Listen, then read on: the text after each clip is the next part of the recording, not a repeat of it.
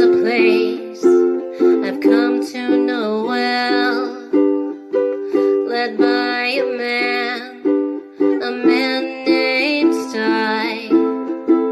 He's full of stories, he is quite a guy. Sit around the campfire and hear him tell his tale.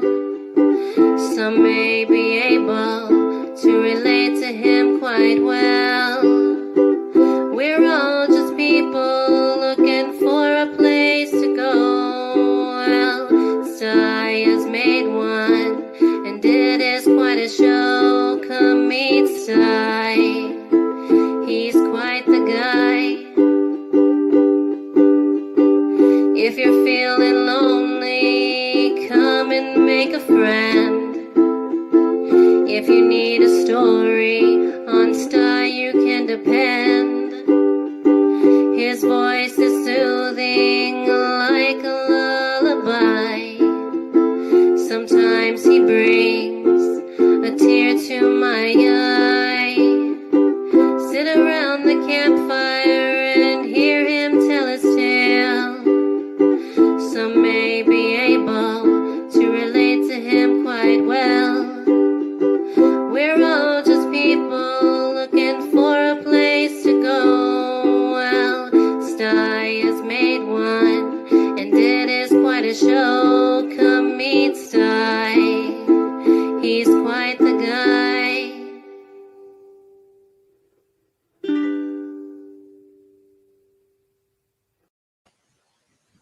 Well, happy Thursday night to all of you. Come on and drag your chair up to the fire and let's hang out for a bit. Yeah, I like Thursday nights. They're pretty laid back. It's great to see everybody tonight. I want to shout out the folks out there in the chat. First person that jumped in the house was Stepvan Dan. He said, hope I make it back in time. Don't worry about it, Stepvan Dan. Whenever you make it back, you make it back. And then Shiva B, she's right there. Here, I'm not going anywhere because it seems like anytime I plan on getting back, I get back too late. I'm here and I'm not going anywhere. Oh, that's too good, Lori. Okay. And then Rain Dancer saying hi to Shiva. I'm here also. I'm thawing out from a long walk. Burr. Burr is right. This is the warmest day we've had here in over 2 weeks. That's no kidding. In over 2 weeks, this is the warmest day we've had. And I feel the coldest today that I ever have in the last 2.5 weeks. There's Justin Anderson. Great to see you. There's Kathy Gahan. Oh, good to see you, Kathy. Hey, Ramblin' Hick. Good to see you.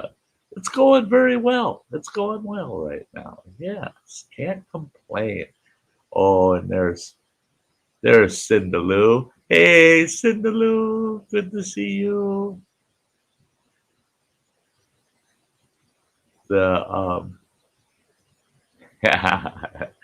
Yeah, good bunch of folks. Only got, well, actually looking, I've actually got 2 people in the basement, but they're on the same screen. Yeah, I'm going to pull them up right away. We're going to just get this thing rolling. There he is. Hey, Running Water. How's it going? Hey, evening, y'all. Hey, Beaner. Bean. Oh, Bean. Yeah, Crazy Bean. Yeah, he's disgruntled. Disgruntled? Yeah, we had some, nice, grassy areas the last few days, and now it's all snow and ice. Oh, oh, yeah. You running from different climates, and he's like, oh, yeah, it's back. Grass is back. Then all of a sudden, oh, no. Snow up to my crotch again. He don't like the snow. Well, no, we have to plow a little path for him to go to the Yeah, bathroom. his his poop trail. Yeah. His poop trail. Yeah. I actually ran down that with the shovel the other day when I shoveled out here. Um, Kathy Gahan's asking what you think of the convoy that's going on. Oh, I think it's great. And I think it's hilarious on the media blackout that's happening with it. That no major networks are talking about. They're acting like it's not happening. You know, they got Yeah, about 50,000 trucks, 500,000 people overall. At the convoy, it's about 300 miles yeah. long, and they're not talking about it on any of the networks. No, the few things I saw a couple of YouTube little clips that private individuals had done, and they talked to a couple of drivers, and some of the drivers are doing legs. They're not doing the whole thing. They're just doing a leg, but making themselves seen and heard. And but mainstream media, nothing. One little clip on Fox I saw, tiny little thing too. It's just a mention of it, and the yeah, everything's spicy. We've got a great big convoy driving through the USA. Yeah, well, those were the days. Yeah, I was driving over the road truck back when the grain embargo hit back in the late 70s, mid late 70s, and all the independents were. I mean, oh, you talk about pissed off, and the what you didn't want. I mean, even company drivers, they're parking their trucks in front of fuel pumps at the truck stops, getting out of the truck and pitching their keys off in the ditch, and they catch the Greyhound bus home. I mean, there were trucks abandoned all over the place, but always abandoned strategically, right in front of fuel pumps, right in front of exits, and and I'll never forget. I pulled into a truck stop, and had a bunch of independents. Boy, they come right out my truck, and they're, shut her down, driver, shut her down. And I told them, whoa, whoa, whoa, whoa. I said, wait a minute, I don't want trouble or nothing. I said, and I totally agree with the independents boycotting this whole government mess up with the grain embargo. I said, but I've got a wife and a kid back home. At that time, all I had was running water. He was in diapers at the time. I said, I got a wife and kid at home, and I got rent to pay, food to buy, bills to pay. And if I'm not moving, I'm not making money. I said, I can't. I said, I don't own this rig. The owner of the rig only owns a half a dozen rigs. And if those 6 rigs aren't moving, he's starving too. I said, we just can't do it. And that's the way truckers are, though.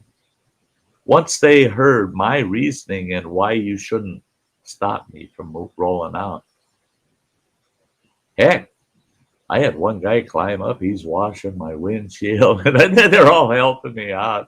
They're doing trip check on my truck for me while I'm fueling, and they told me have a safe trip, and off I went.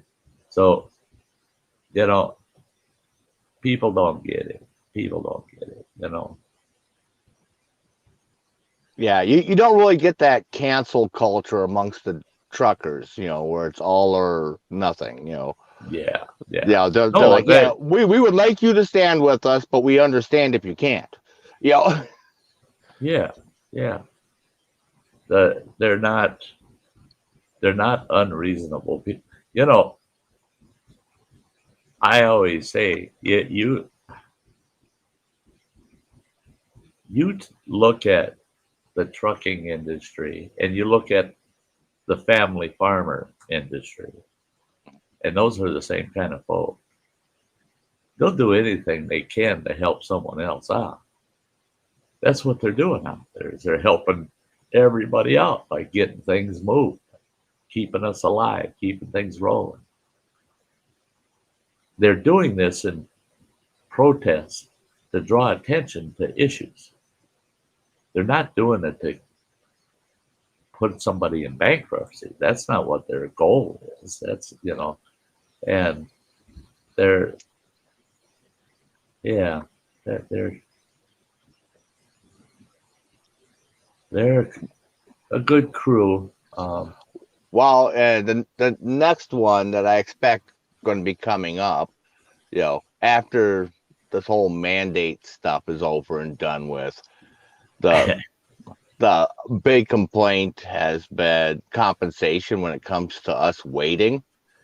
That they took at Department of Transportation had done like a in-depth statistics, tracking a couple thousand trucks, and they're like, yeah, the trucks spend about 30% of their time sitting, waiting to get loaded or get unloaded. It's like we got plenty of trucks. It's the shippers and deliveries that are holding them up, keep them from being productive. That's the thing. A lot of people don't understand that the drivers, they only have so much control. If they got freight on, they're moving. They're moving. But when they get to their destination and they got to sit there and sit there and sit there, and they're saying, yeah, our crew didn't show up today. You're going to have to lay over another day. And well, for the driver, there's nothing the driver can do. That, for one thing, in your case, well, it's the same way with dry freight too. Right. If you're pulling a dry box with a bunch of freight in it, you can't unload it yourself, and there's nowhere to put it, even if you could. So, they like to blame the whole issue on the driver, when in fact there's a lot of players in that whole story, that can really throw a wrench in the gears.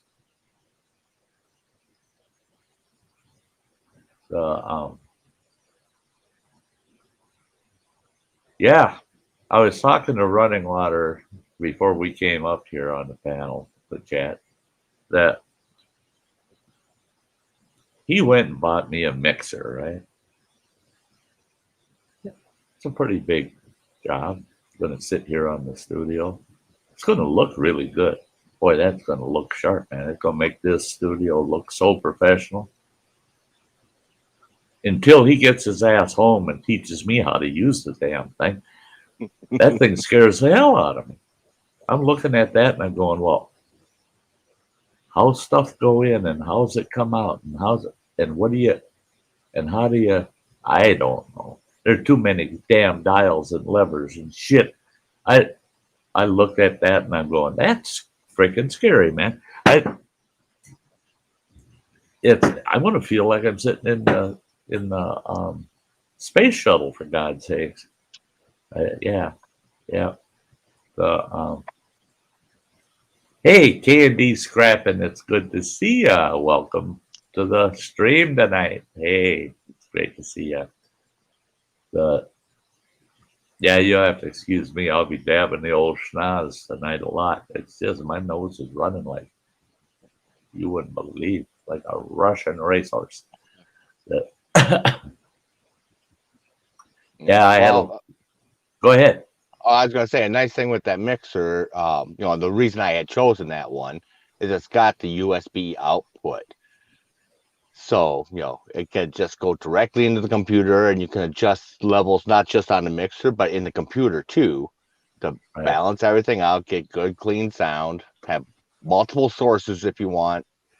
See, that's what I'm looking forward to, because I'll run this sound deck through it, And this has got all the sound effects, and I can alter voices. I can do all kinds of fun little stuff with this thing. But the way that thing is designed, I use 3 ports in my computer for that thing. You know, you've got your sound going in one spot. There's a USB, because you got your mic going into it. Then you've got a line going out. You got another line, and you got the power line. It's a nightmare. And you got to use the mic and the speaker jacks with that thing. And yeah, it's a pain in the butt. Where with the mixer, we'll have a line coming from that going into the mixer. That's it. That's it. And that thing is there's only one line coming out of the mixer. That's what I'm looking forward to is I don't have multiple lines that have to go to the computer and worry about what slots I'm using or any of that garbage. I can just tag that mixer right into a 3.0 slot and I'm good. So.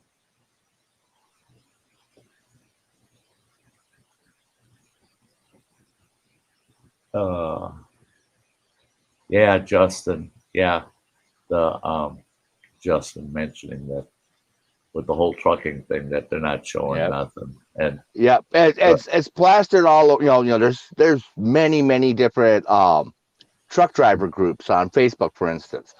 And we're getting video, photos, testimonies from people saying I saw this, and showing what they're seeing out there, and everyone's saying the same thing. They're like, it's not showing up on the news, right?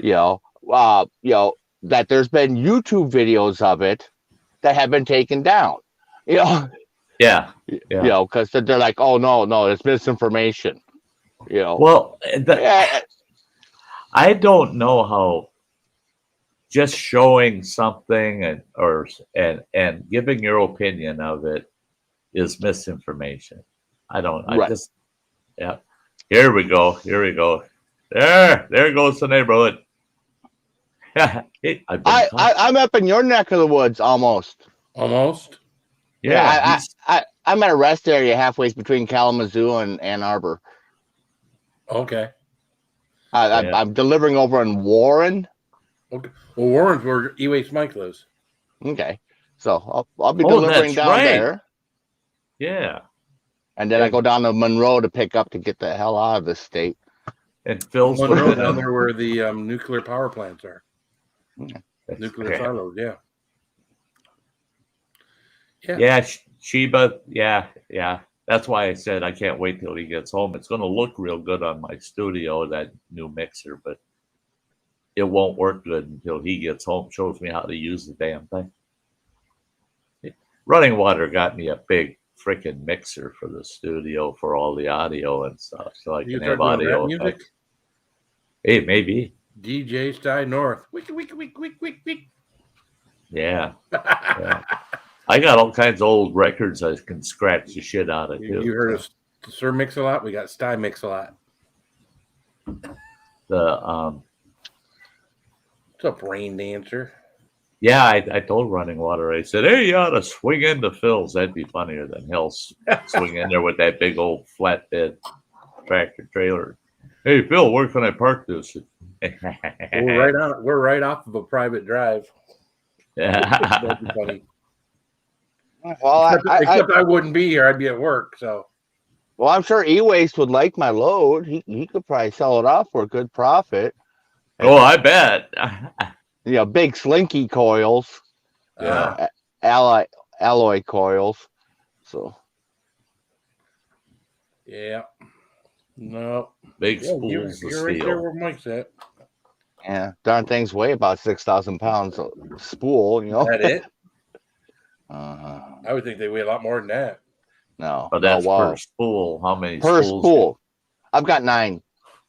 He's got 9 of those on the truck. So that's 80,000 pounds of spools. I can remember going to the Ford factory as a kid. Now, of course, my dad retired GM, but they would have those great big glowing yellow things of steel, and they'd be using water to break it all the way down to a thin. At the very end, they'd be coiling up this steel, and it's like that was so amazing. You go into that part of the factory where that was glowing yellow, and it was just so hot in there. Of course, you had safety goggles on. I remember doing that when I was 7, 8 years old, and it's just so amazing. So, yeah, it's pretty neat if you get to see a large operation and how they handle that material. Yeah. That's like the Winnebago plant down there in Iowa. I pulled in there. I hauled freight for weather shield windows, and they would get aluminum extrusion from the Winnebago plant. And because people don't realize Winnebago don't just build RVs, man. They make anything out of aluminum, man. They're making it. And it was so neat to go there and watch these big spools of aluminum coming in, and out the other end comes out this real intricate aluminum rails and crap are coming out the other end. It's just like, say what? yeah. I've hauled in a lot of those coils to Winnebago, Yeah. And they're always happy to see you come in with the coils. I didn't like hauling for them. It seemed like I only hauling from them. I was hauling for weather shield, and it would be all aluminum extrusion for windows, but they only would have me picking up there in the heart of winter, or right when it's freezing rain, snow mix season. And they fill that 50-foot dry box trailer right to the ceiling, all the way to the doors, and the whole damn thing's only weighing about 20,000 pounds. And you're full up, and it's like you're driving down that damn interstate in the black ice empty. I hated those, and pulling a sail behind you, a great big sail for the wind to catch, blow your ass off the road, I told the company, I said, that isn't right. That's just not right. If you guys see me shifting around my chair tonight, I got hemorrhoids. No, I'm just kidding. I'm loving my seat, man. I'm loving my seat. You got a new chair? No, I got to show this off. We don't want to see your ass again. Check this puppy out. Comfy life. That's for hemorrhoids. That's where hemorrhoid goes. No. You don't know nothing. This is for sciatica, for if you got sciatic nerve problems, or if you've got problems with tailbone. Oh my God, is that so? God damn, that's comfortable. That slot in there, you sit so your tailbone's right over that that slot. Your tailbone has no pressure on the tailbone at all. It's just, oh my God. And it just cradles you. It's really thick memory foam with a gel pad on top of it. So it stays cool, man. You don't sweat, nothing. And it's a velour. It's covered in velour. It's just fuzzy. I mean, makes you want to sit here without no pants on. That's okay. Yeah, that's getting a little more information than you expected. I've got a cushion on my chair down here, and I got my cushion on my chair at work. Everybody knows my chair at work because it's got a cushion on it. I need to buy a new one for the one at work. But I sat on a one years ago. One of our girls upstairs, she was away from her desk, so I sat at her desk waiting for her to come back. I was like, "Oh man, this is nice and cool." And when you sat on it, it had a cooling sensation. Guys, and especially in the summertime, you sitting in a leather chair, you can get swamp ass. Yeah, you don't want to be sitting on something that's going to be kicking heat back at you. Exactly. That's this. Yeah. That's this with that gel pad. That gel pad's made to draw the heat away from you instead of sending it towards you, and and I see Chowser. Yeah, yeah. Hauser. I'm not even going to read it, but there it is. If you want to read it, now that's if you put that seat That's if you're on the pantless. chair backwards. If you put the seat on backwards, that's what that's for. That's if Yeah. you're pantless. That way, you know, your So shaggy balls. you've got just go you right got through. options. You got options with this thing. Oh, Yeah. Well, see, Oh, I would like to get one of these seats that I have in the truck for at home. I'll make a little rolling platform for it because it's got heat, but it also has cooling. It's got like a built-in fan that blows up through the seat and through the back. You know, so got air conditioning on my butt and back all the time. yeah, they made you truck drivers very comfortable. I yeah. don't think they used to be that way. I think I remember seats where they would bounce up and down, and you and no support. They were like sitting on a bench, weren't they? They were never like cradled. They were like almost like a big bench from back in the day. I want to say like back in the 80s. Well, no. Well, I had a 1982 Freightliner, and that had at that time a state of the art air ride driver's seat, and that had lumbar support and heat. That seat in '82. But the oldest rig I drove was a 76 Mack cab over, and that had an air ride seat in it, but that son of a bitch was a leather seat and stiff as a frickin' board, and the air ride on it, it wouldn't bottom out. You'd air it up and it wouldn't bottom out, but it would top out. And you had to wear your damn seatbelt, no ifs, ands, or buts. Otherwise, that thing would jettison your ass out right out of the seat. You'd hit the ceiling of that damn truck. Mm-hmm. That thing was terrible. Wham, wham, wham. Everybody goes, oh, those air rides are so nice. It's my ass. Ride my truck. Try. If you weighed over 300 pounds, it wouldn't top out. But if you were under 300 pounds, that seat would hit the top end all the time. Wham, wham. Well, and like this seat, it's got dual airbags, so it's got the bottom to catch, you know, so it don't bottom out. But then it also has a smaller airbag at the top, so when it hits the top, it's got a little bit of cushion, so it's not that slam. Right. See, and so it's bouncing in both directions. That was the seat in my Freightliner. It had. Oh wow, Phil. What did that say? Got the guts, eat my nuts. Oh Jesus. Oh Jesus. You know, I think he writes this stuff for these companies. I got monkey nuts. They're monkey nuts. Where the hell? Hot monkey nuts. Have you ever had hot monkey nuts in your mouth? No. Me either. I'm about to find out. This is one of those nights where someone else had them, and I had been drinking, and it was one of those drunk purchases, and it showed up on my porch, and I'm like, "What the hell is that?" And then I realized what it was. I'm like, "Oh yeah, oh yeah." So they're not sponsoring me or nothing. Got the guts, eat my nuts. Where the hell? Roasted peanuts with red wine vinegar, black salt, and 8 types of peppers: cayenne, ancho, chipotle, jalapeno, habanero, ghost pepper, scorpion pepper, and Carolina Reaper. This monkey nut sounds good.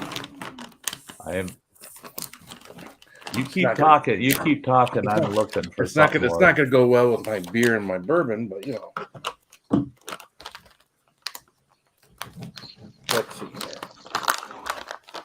Oh, it actually smells like dry roast. Smells like honey roasted peanuts. Honey roasted peanuts. Yeah, it smells like honey roasted peanuts. You're honey roasted your peanuts, huh?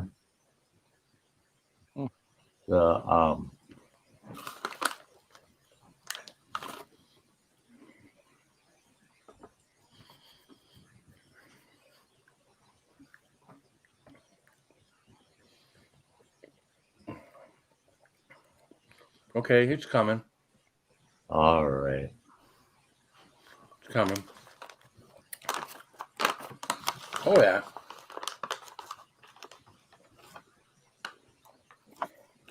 Oh, yeah, he says. This would be one of those things you could sit here and eat and cry. But the morning And after, cry? and the morning after, you'll probably be regretting it. Those are good. Those are good, he says. Monkey nuts. The, It says contained peanuts. Glad they put that warning on there. What you doing? Let's see if I can find this. I got something here that kind of goes with Monkey nuts? what you're. Yeah. Blue balls? Blue balls and monkey nuts.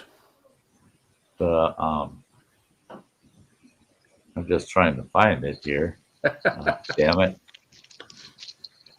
Oh, okay. I'm looking in the wrong file. Yeah. It's pretty bad when I did a file count, I ran an analytics on my hard drive, did a file count. Yeah. When you got 87,000 plus files, sometimes things are hard to find.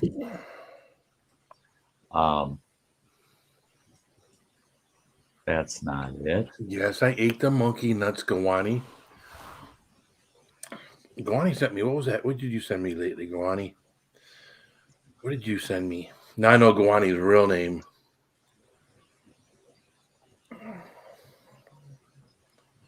The other night on 21090, Gawani, like 30 seconds before I won the giveaway there, called it Tuesday night. Oh, no, a nice bottle of bourbon and some pours and yeah. Yeah, you bum. Yeah, the bum. You bum. I'm good with being a bum. I put all the super chats you gave me in the last month and a half into that drawing, trying to get that. Well, that was the one in mine. I was talking about the one in 21090 on Tuesday night. But well, you know what I did, because hey, you know what? Shane got me all those super chats, and so basically, I had not enough, but almost enough to buy the 2 bottles of bourbon that his company, Storytime Distillery, has hand selected. So I turn around and the money he made me, I just turned around and bought bourbon from his business. So what the heck, right? What the heck, right? And I wanted to do that anyways, but that made it a lot easier. Made it seem like there was no excuse not to at that point. It earned it for me. Here we go. I found a promotional video for what Phil was just sticking in his mouth. Oh, okay. Hey. You see that? I see monkeys. Yeah. So let's see if this will play here. Come on. If you play it will.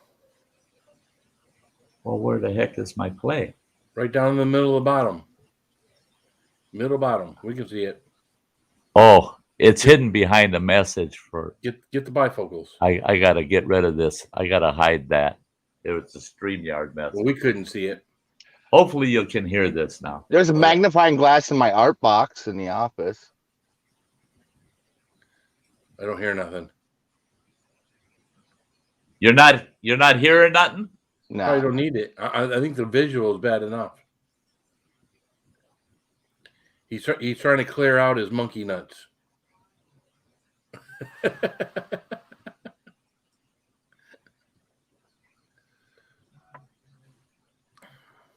Feel like I was watching Wild Kingdom from back in the 70s. What? I don't know why I'm not getting the audio.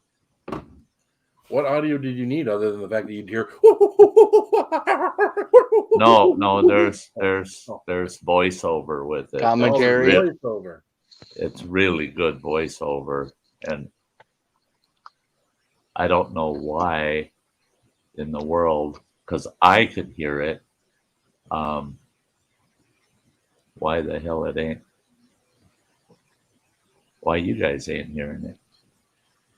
Here we are in the outback, and we have a female monkey, and we have a male monkey mounting her. Yes.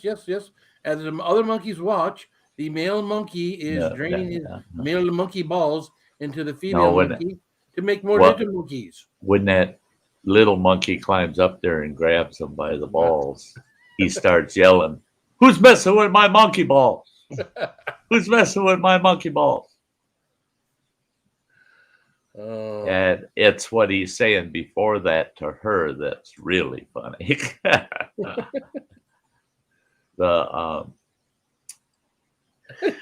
I'll have to save that into a different file and then do a share file. That'll fix that problem. So. But oh well, hell's bells. Well, I'm glad I've never had a monkey grab my balls. Yeah. It's probably not a good thing. They probably don't know their own strength. And the next thing you know. So it's great to see you, Gawani and me, Dibble. It's great to see both of you. So I saw you caught my video there, Sty. Put it there twice for you. What I'm looking for, can you put in the comments after the show? So I'll put it in the comments right now. It's streaming underneath it's in the banner right below the right there panel, but I'll type it in the comments. It'll be easier for you. Not with that keyboard, I won't. Well, that wasn't nice. That's why we can't have nice things. Yeah. Oh, by the way, Running Water, your awesome gaming keyboard. Yeah.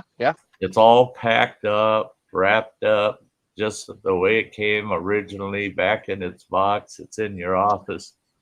Oh, the vintage looking one? Yeah, the nice clicky. Oh, no, it's not the round key one. Oh. It's that other one. Oh, that dragon one. Yeah, that's the one that the shift key doesn't work at. Try replacing the button on it. No, it works. The only reason I packaged it up, moved it, is because it weighs about 4 pounds. It's a heavy bugger. It's a blue backlit, and anyway, I quit using it. Oh, the one you were using. Oh, okay. The one I was using. Yeah. Okay. It's just too damn heavy. It was just. I mean, it weighs almost 4 pounds, and I use my keyboards on my lap, and that thing's heavy, man. It was cutting circulation off of my old legs. Well, it's got some weight to it for aggressive gaming. It doesn't wander across your desk.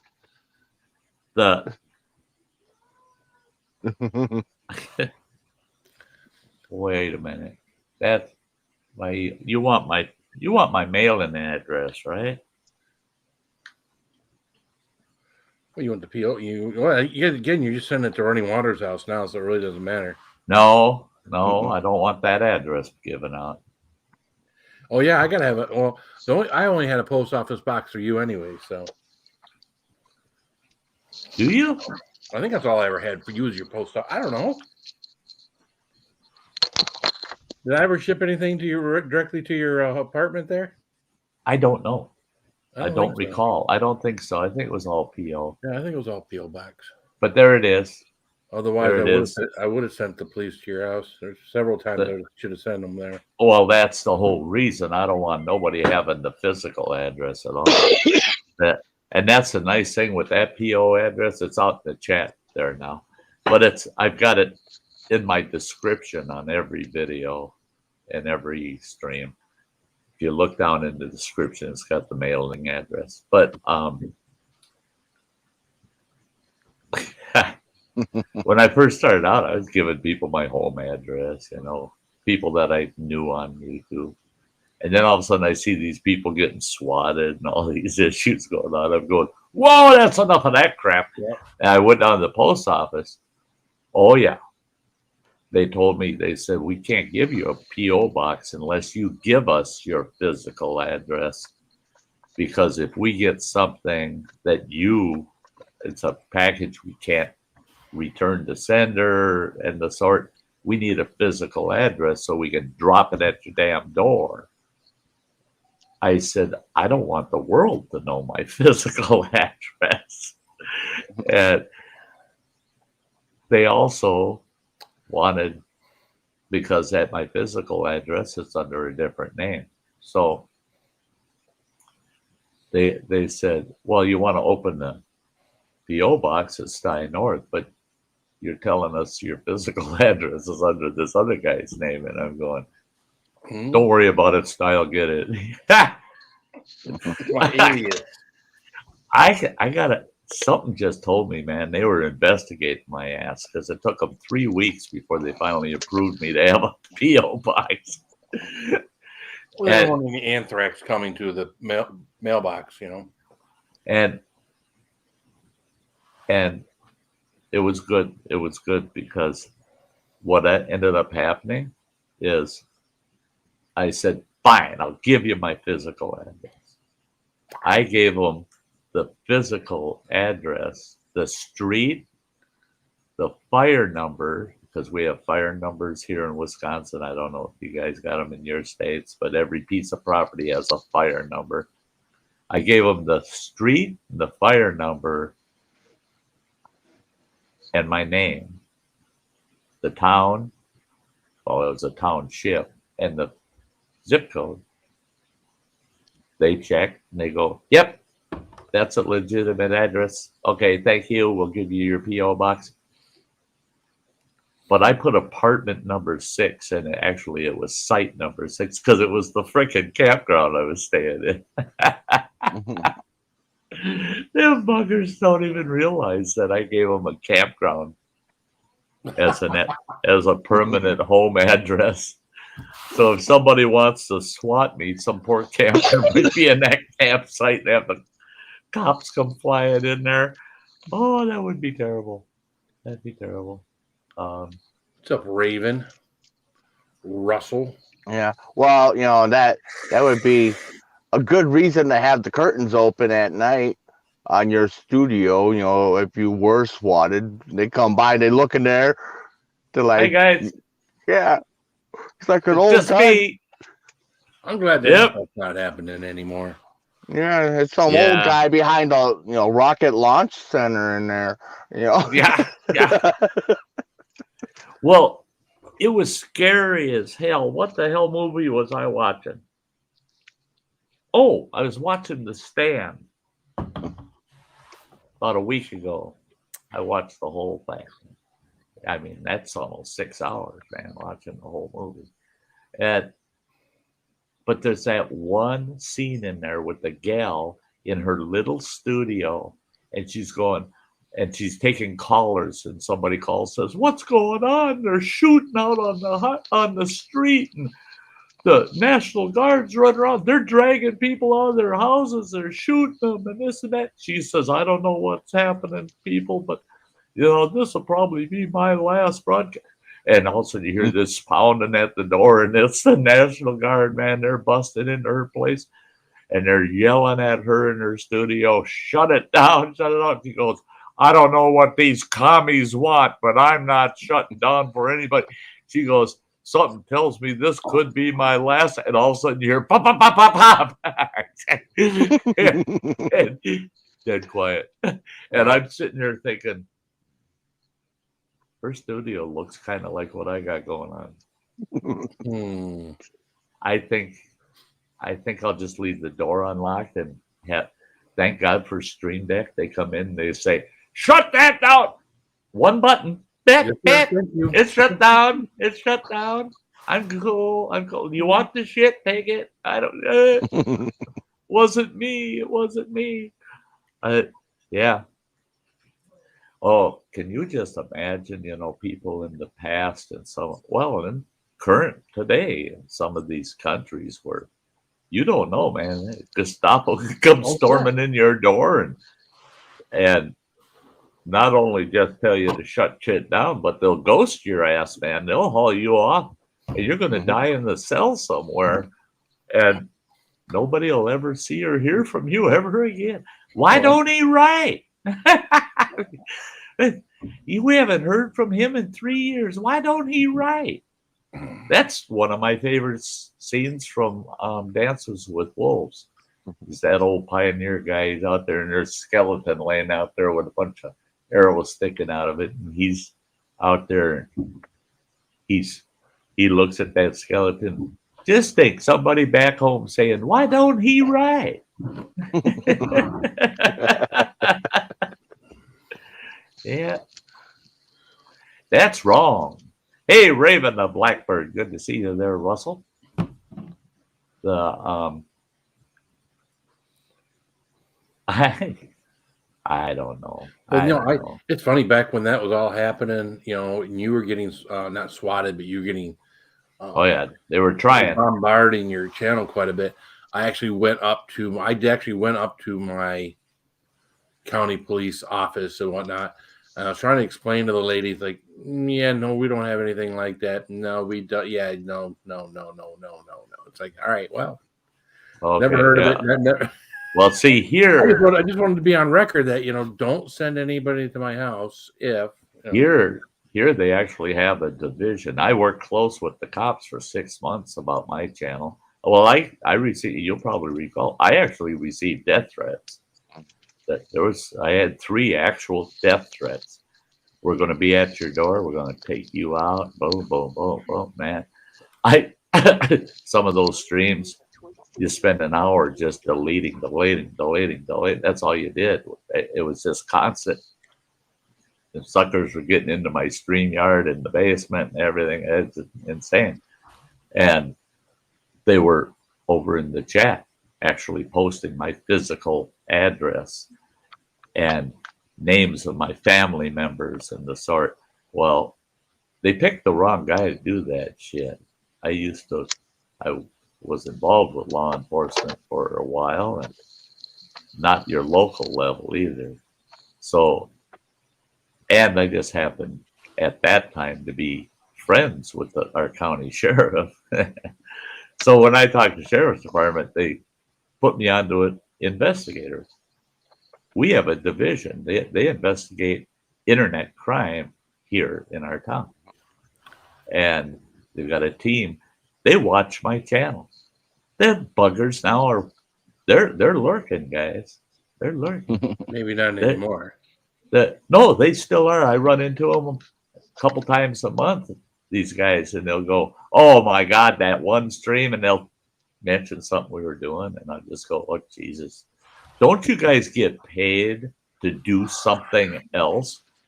Yeah, they'll love that shit. They would do that. That's the way these characters are. Yep, they got their fill tonight. Yep, there you go. They'll be investigating me next.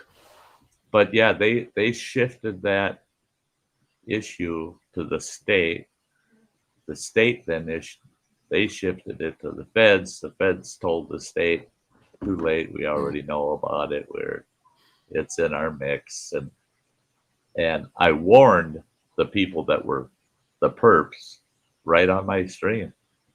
You went too far this time. And I stayed calm about it. I said, you went too far. Guess what? You think it's funny swatting me? Because they got a total of 3 SWAT calls, our local sheriff's department. They called me and they said, we just got called that this is going on at your place. Do we need to come over there? I said, not unless you want coffee. I ain't got no damn donuts, but if you want to come over for coffee, come on over. I don't care. It's funny we sit and talk about this. I think it's something we shouldn't sit and talk about. Well, that's you got that. Yeah, you always got that fear, You could trigger it. You could trigger it. Yeah. Yeah, let's change the topic. Hey, Bradley. What's up, Whitworth? Good to see you. Sorry I brought it up, but yeah. Yeah. Yeah. The one light over here is brighter than the other. I feel like I should adjust this one, make this one brighter, but hey. Do you have LED lights or? I do. I have LED lights. They got these little frosted filters over them so that they're not so. But yeah, they're not so harsh. Yeah. Running Water gave me a set. I got one left and right, and if I use them, I don't have them on tonight. I'm just using the umbrella studio lights, but those I can adjust. They got the filters, plus I can adjust the brightness. Yeah, these have dimmers on them. Yeah.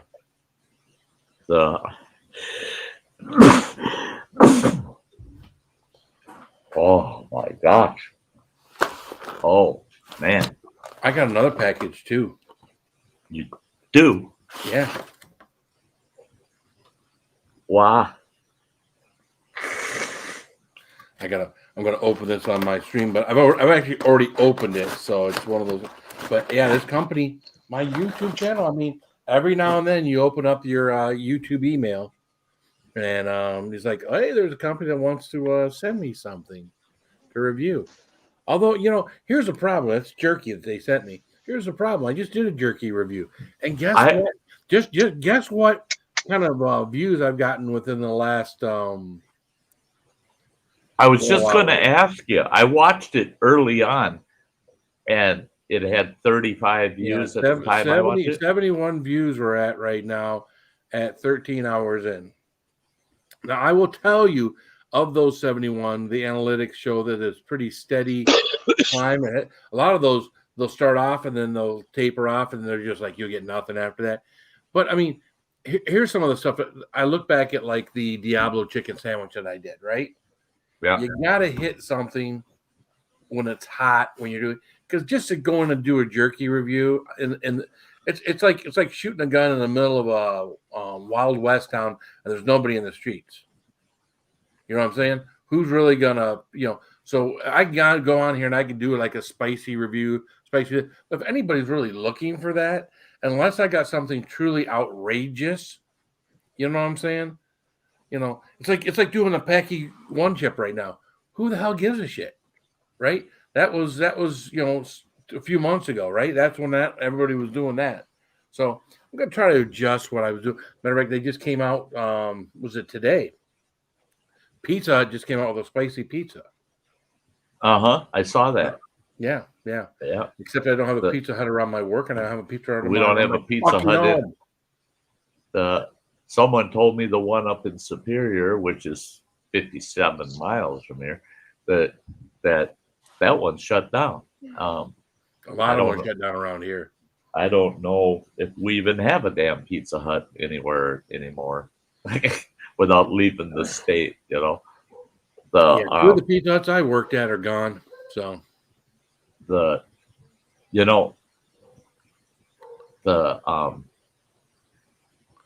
lasagna. Chaucer's got lasagna. That sounds good. I wish like I could eat that. I hope it's real lasagna, not some freaking pomegranate and freaking tofu, freaking. There's lasagna in the freezer. I can't eat it, you asshole. So it's the biggest fucking bag of pizza rolls I ever seen, man. I open that freezer door to get my ice cream, and I see the bag of pizza rolls Running Water's got in there, and I'm just like, oh, son of a bitch. I'd have to buy a big bag because I'd have to replace it if I could. Yeah, that's sorry to hear, me, Dibble. But again, what you guys think is good pizza and what we think is good pizza could be different things, because what Detroit style pizza is versus Chicago versus New York. Yeah, those are all three different styles of pizza, Yeah, totally different from each other. Yeah.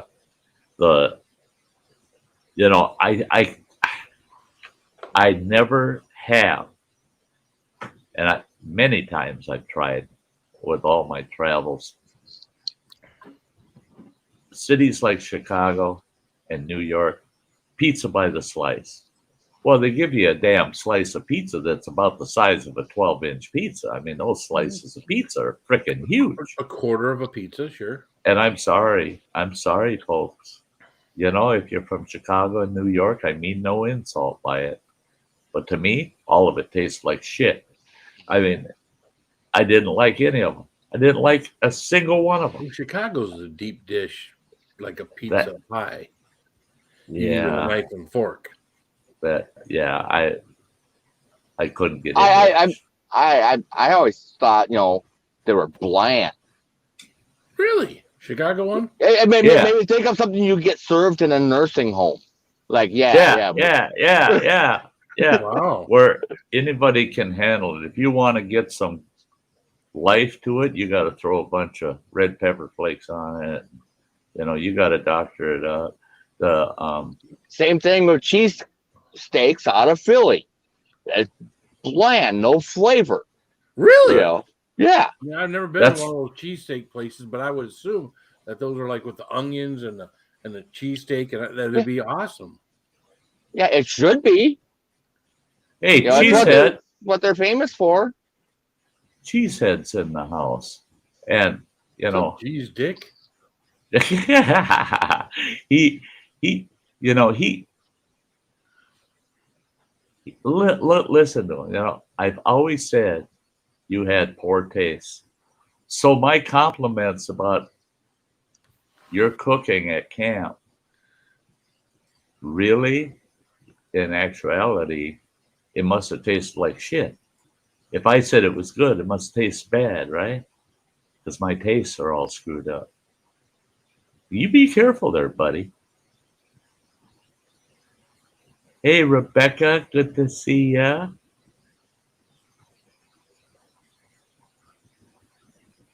I'll tell you, I'm older now, so maybe I'm skewed. When I worked at Pizza Hut, yeah, I was in my 20s. Matter of fact, before I went in the military, of course, I was in my teens. But I want to say, and this is just reminiscent, I want to say we tried our best to make a good product. Matter of fact, that was one of the things I was sent from store to do within a 4-store area, was to try to make better pizza times, but to make a better product. And when I see something like what Rebecca Felter saying, it's like I wonder. I went into a little story. I went into Jets. Spent $127 at Jets on Sunday for pizza for my family for my daughter's 6th birthday. $127 for pizza for 5 pizzas and 3 things of cheese bread stick stuff. And I wasn't impressed with the people that were working there. I wasn't impressed with the time, and I wasn't impressed once I got the pizza. It was like I was for what I was spent. I expected different. I expected to even get it home 10 minutes from home, and it still be somewhat hot, still somewhat be cheesy, still. And it was like they just put people in there, and they know what to put on the pizza, but that's where it ends. It's not about giving a quality product. It's about just putting something in a box and sending you home with it. See, now I'm really prejudiced because I had a pizza joint back in 74, 75. And when I took that contract on for that pizza place, they were grossing 300 to 400 a night during the week. And on weekends, they would do about $600 or $800. And they were starving. They were going to shut the place down. And they took a risk and they hired me. And to manage the place, I said, I want full management. You don't interfere at all for 30 days. And at the end of the 30 days, we'll negotiate a long-term contract. And they said, okay, we'll give it a shot. My very first hour in the place, they had 16 people working in that place, different shifts. I fired everybody except for one person. Fired them all. Shut the place down for 3 days, put the word out. I'm looking for quality employees. I got good people. Man, it only took me 3 days. And I had a strong enough skeleton crew. Let's open the doors and I'll finish filling up the staff as we go. And the reason I fired everybody was all of them had the same attitude. It's not the quality, it's how much we pound out. We got to pound them out. I said, that shit's going right out the window. we're going to go for quality, not quantity. The prices of the pizzas suggest quality, and the pizzas are fair. They're not excellent. They should be excellent. And we went all out on the quality end of things. I got all new meat suppliers, new cheese supplier, got everything keyed up, started putting out our new pizzas, and the community went ape shit over it. We went from $300 to $400 a night to $3,500 to $6,000 on a weeknight.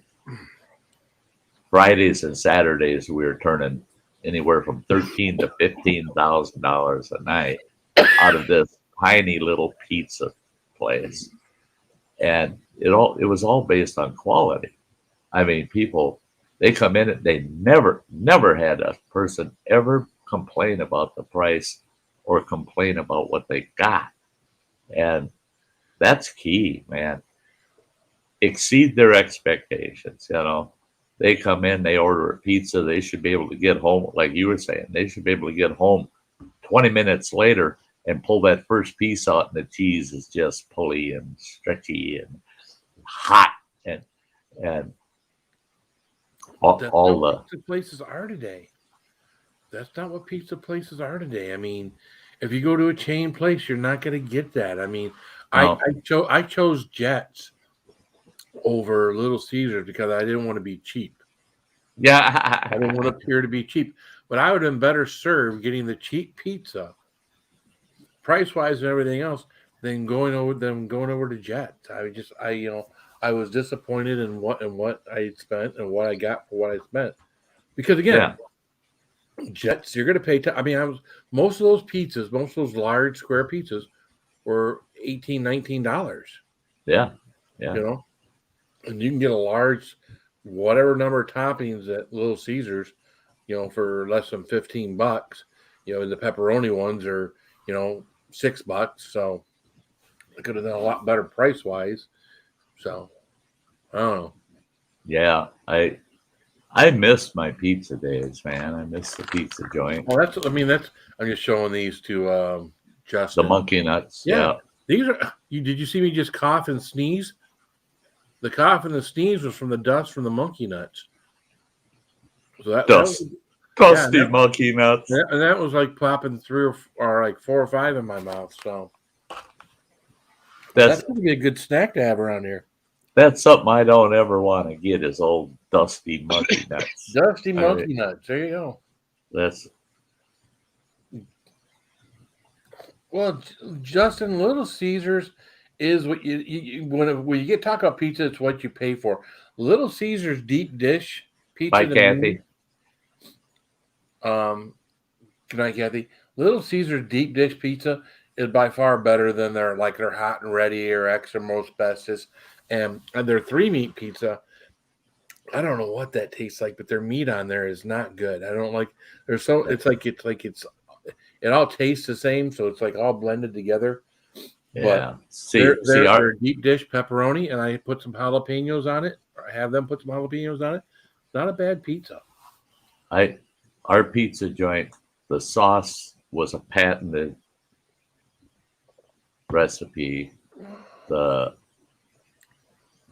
only thing that, standard ingredients, you got all your peppers, your onions, things like that, that's just make sure you got fresh produce, But when it came to the meats, the sausage, that was a patented recipe. Nobody else in the country had it. And the pepperoni, our pepperoni was flown in. It was flown in from Italy. It was made in Europe. It wasn't made locally. It was flown in from Italy. And those sticks came, and they were between 2.5 to 3 feet long, each stick of pepperoni.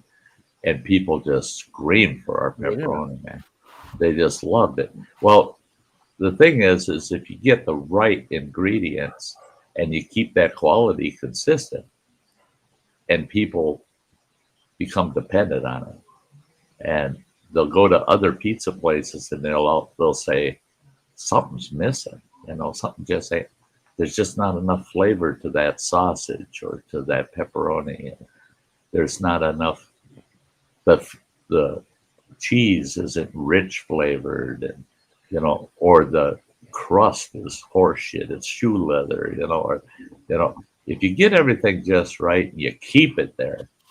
Now the owner of that pizza joint, he come in there and said, I want to start serving spaghetti. I said, well, then buy the building next door and start an Italian restaurant, you moron.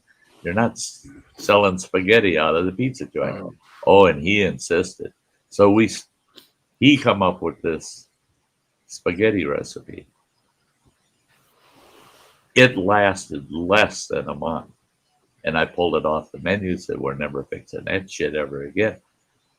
Spaghetti sauce with garbanzo beans in it. What? Yeah. What kind of? Now, this guy, he's a thug right out of Chicago. The guy that owned the place. I mean, he even did some time. So he should know good spaghetti out of Chicago. Just saying. The problem is he wasn't an Italian thug. He was of a different nationality. You get that through osmosis. Now wait, hear me out. Yeah, okay, I'm listening. He was married to a pure Greek. Well, fuck and that. she was screaming mad when she found out that he forced me to add his spaghetti to the menu. She said, me and our son will not eat his frickin' spaghetti. She said, so what makes him think the public will eat it? I said, I won't eat it. Make some fucking gyros. It was insane. And thank God for her. She was sweet. I mean, who the hell puts garbanzo beans in spaghetti? I don't think there's any nationality that puts garbanzo beans in Only spaghetti. this guy. No, that's gross. I don't mind garbanzo beans. Matter of fact, there's a local place I get a salad from. It's a buffalo chicken salad. It's got garbanzos. Yeah. Garbanzo beans in it. It's good in a salad, Yeah. I don't put it in my fucking spaghetti. Are you kidding me? No, I'm not kidding you. That's why it was on the menu for less than a month. Less than a month. And anybody that walked in the door that had ordered that spaghetti and they said it was okay, but it was strange and weird. It had those little white freaking balls in it, just freaked me out. Those people, every one of them people, I housed them a free pizza, a large pizza, of any pizza they wanted off the menu. And I saved those customers, by doing that. I told them, I said, I'll recommend, it's going to take me a little bit, but I'm getting that spaghetti out the hell off the menu. Here, you're going to get a free pizza. And you come in here, don't order anything but the pizza. And good night, me deal. Good night.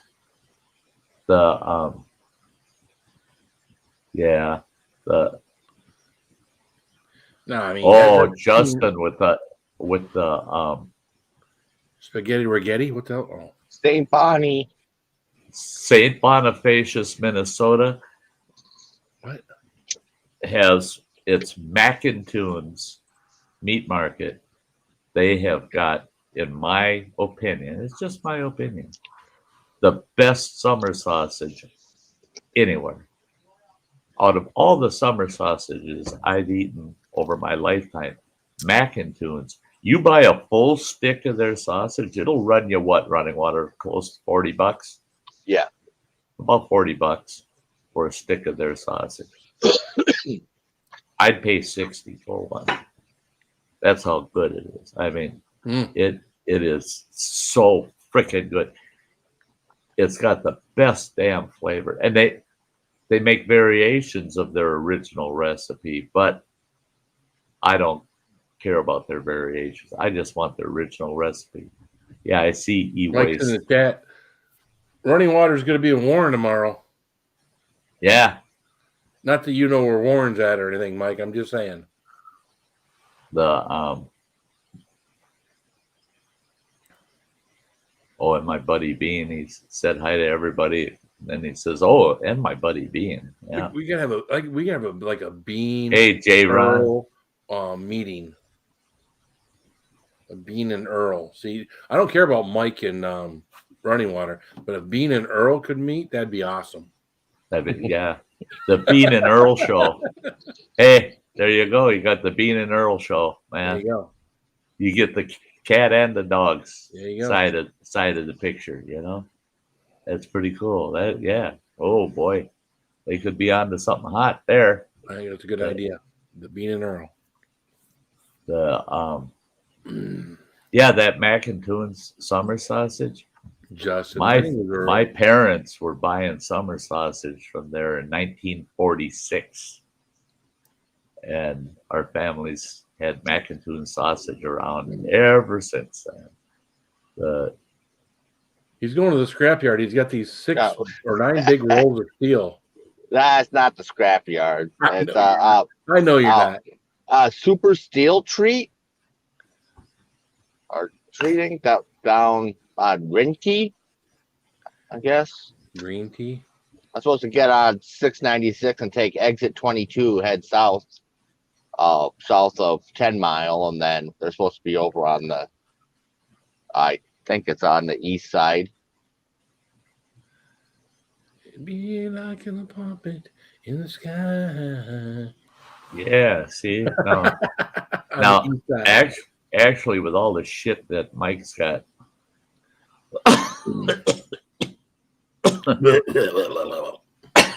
Sitting around his place, Running Water could fill his whole flatbed with all that shit and make one haul to Ohio for Mike. See, there you go.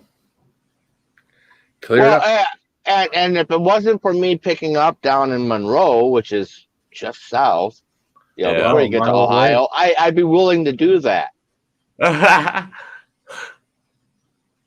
Don't ever bring home any more frickin' railroad ties unless you're moving them all by yourself.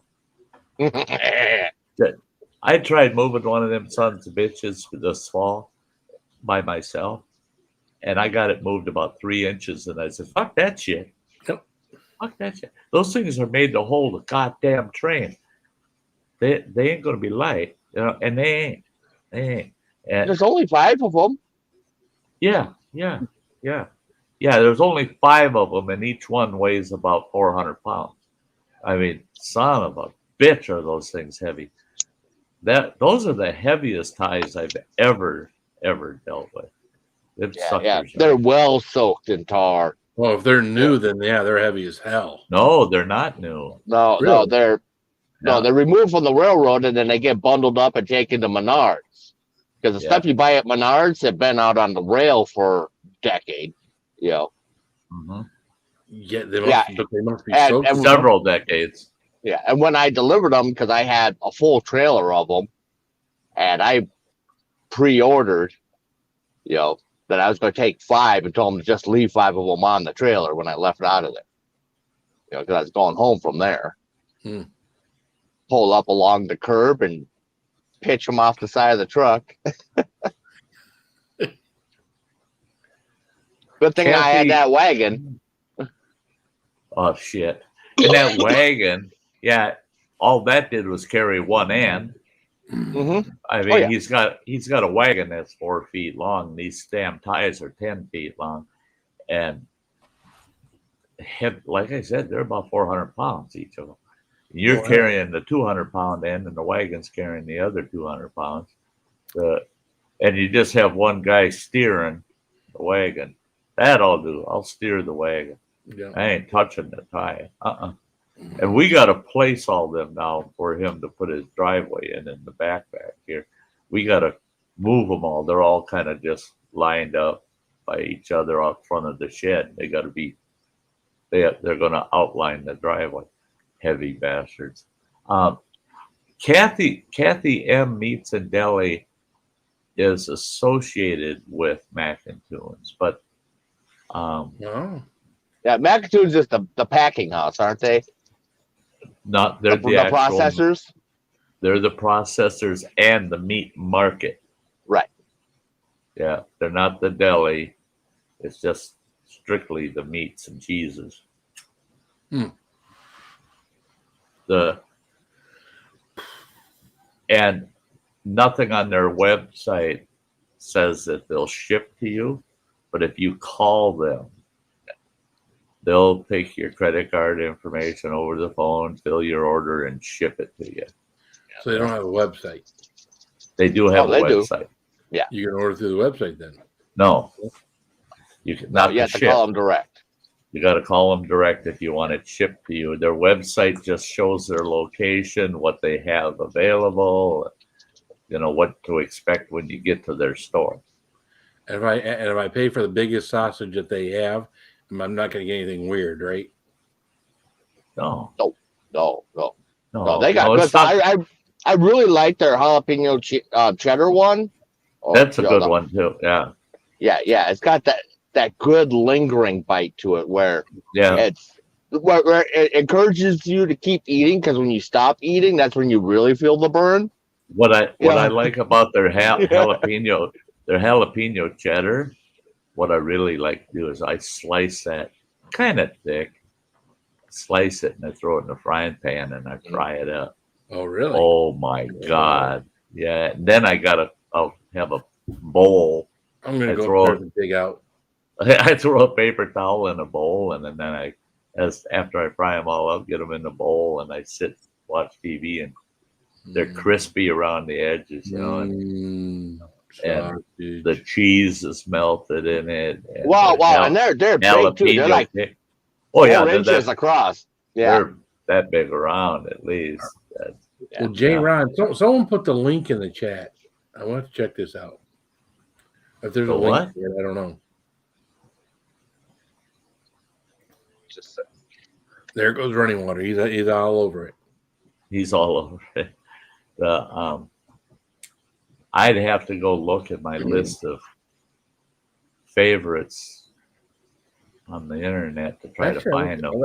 Actually, I like this cartoon version of Bean better than running water. So that's good. That's a good change.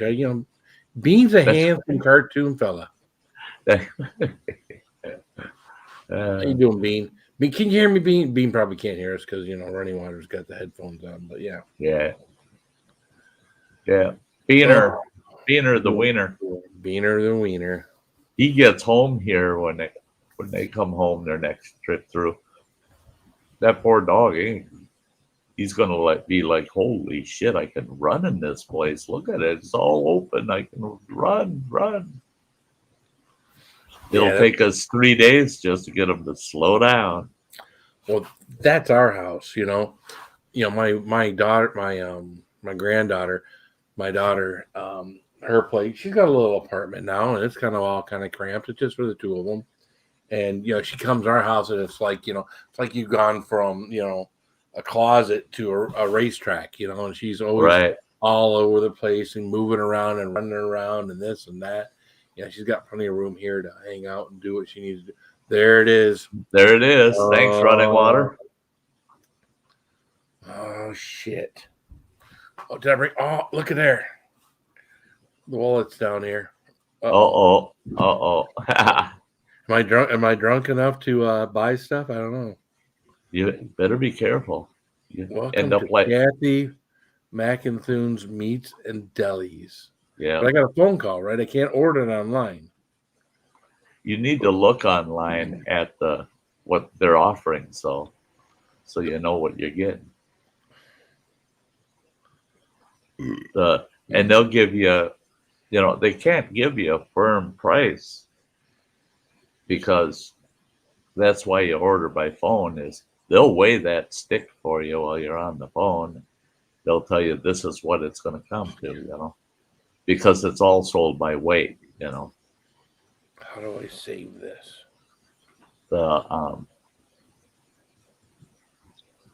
If you need it some other day, let me know.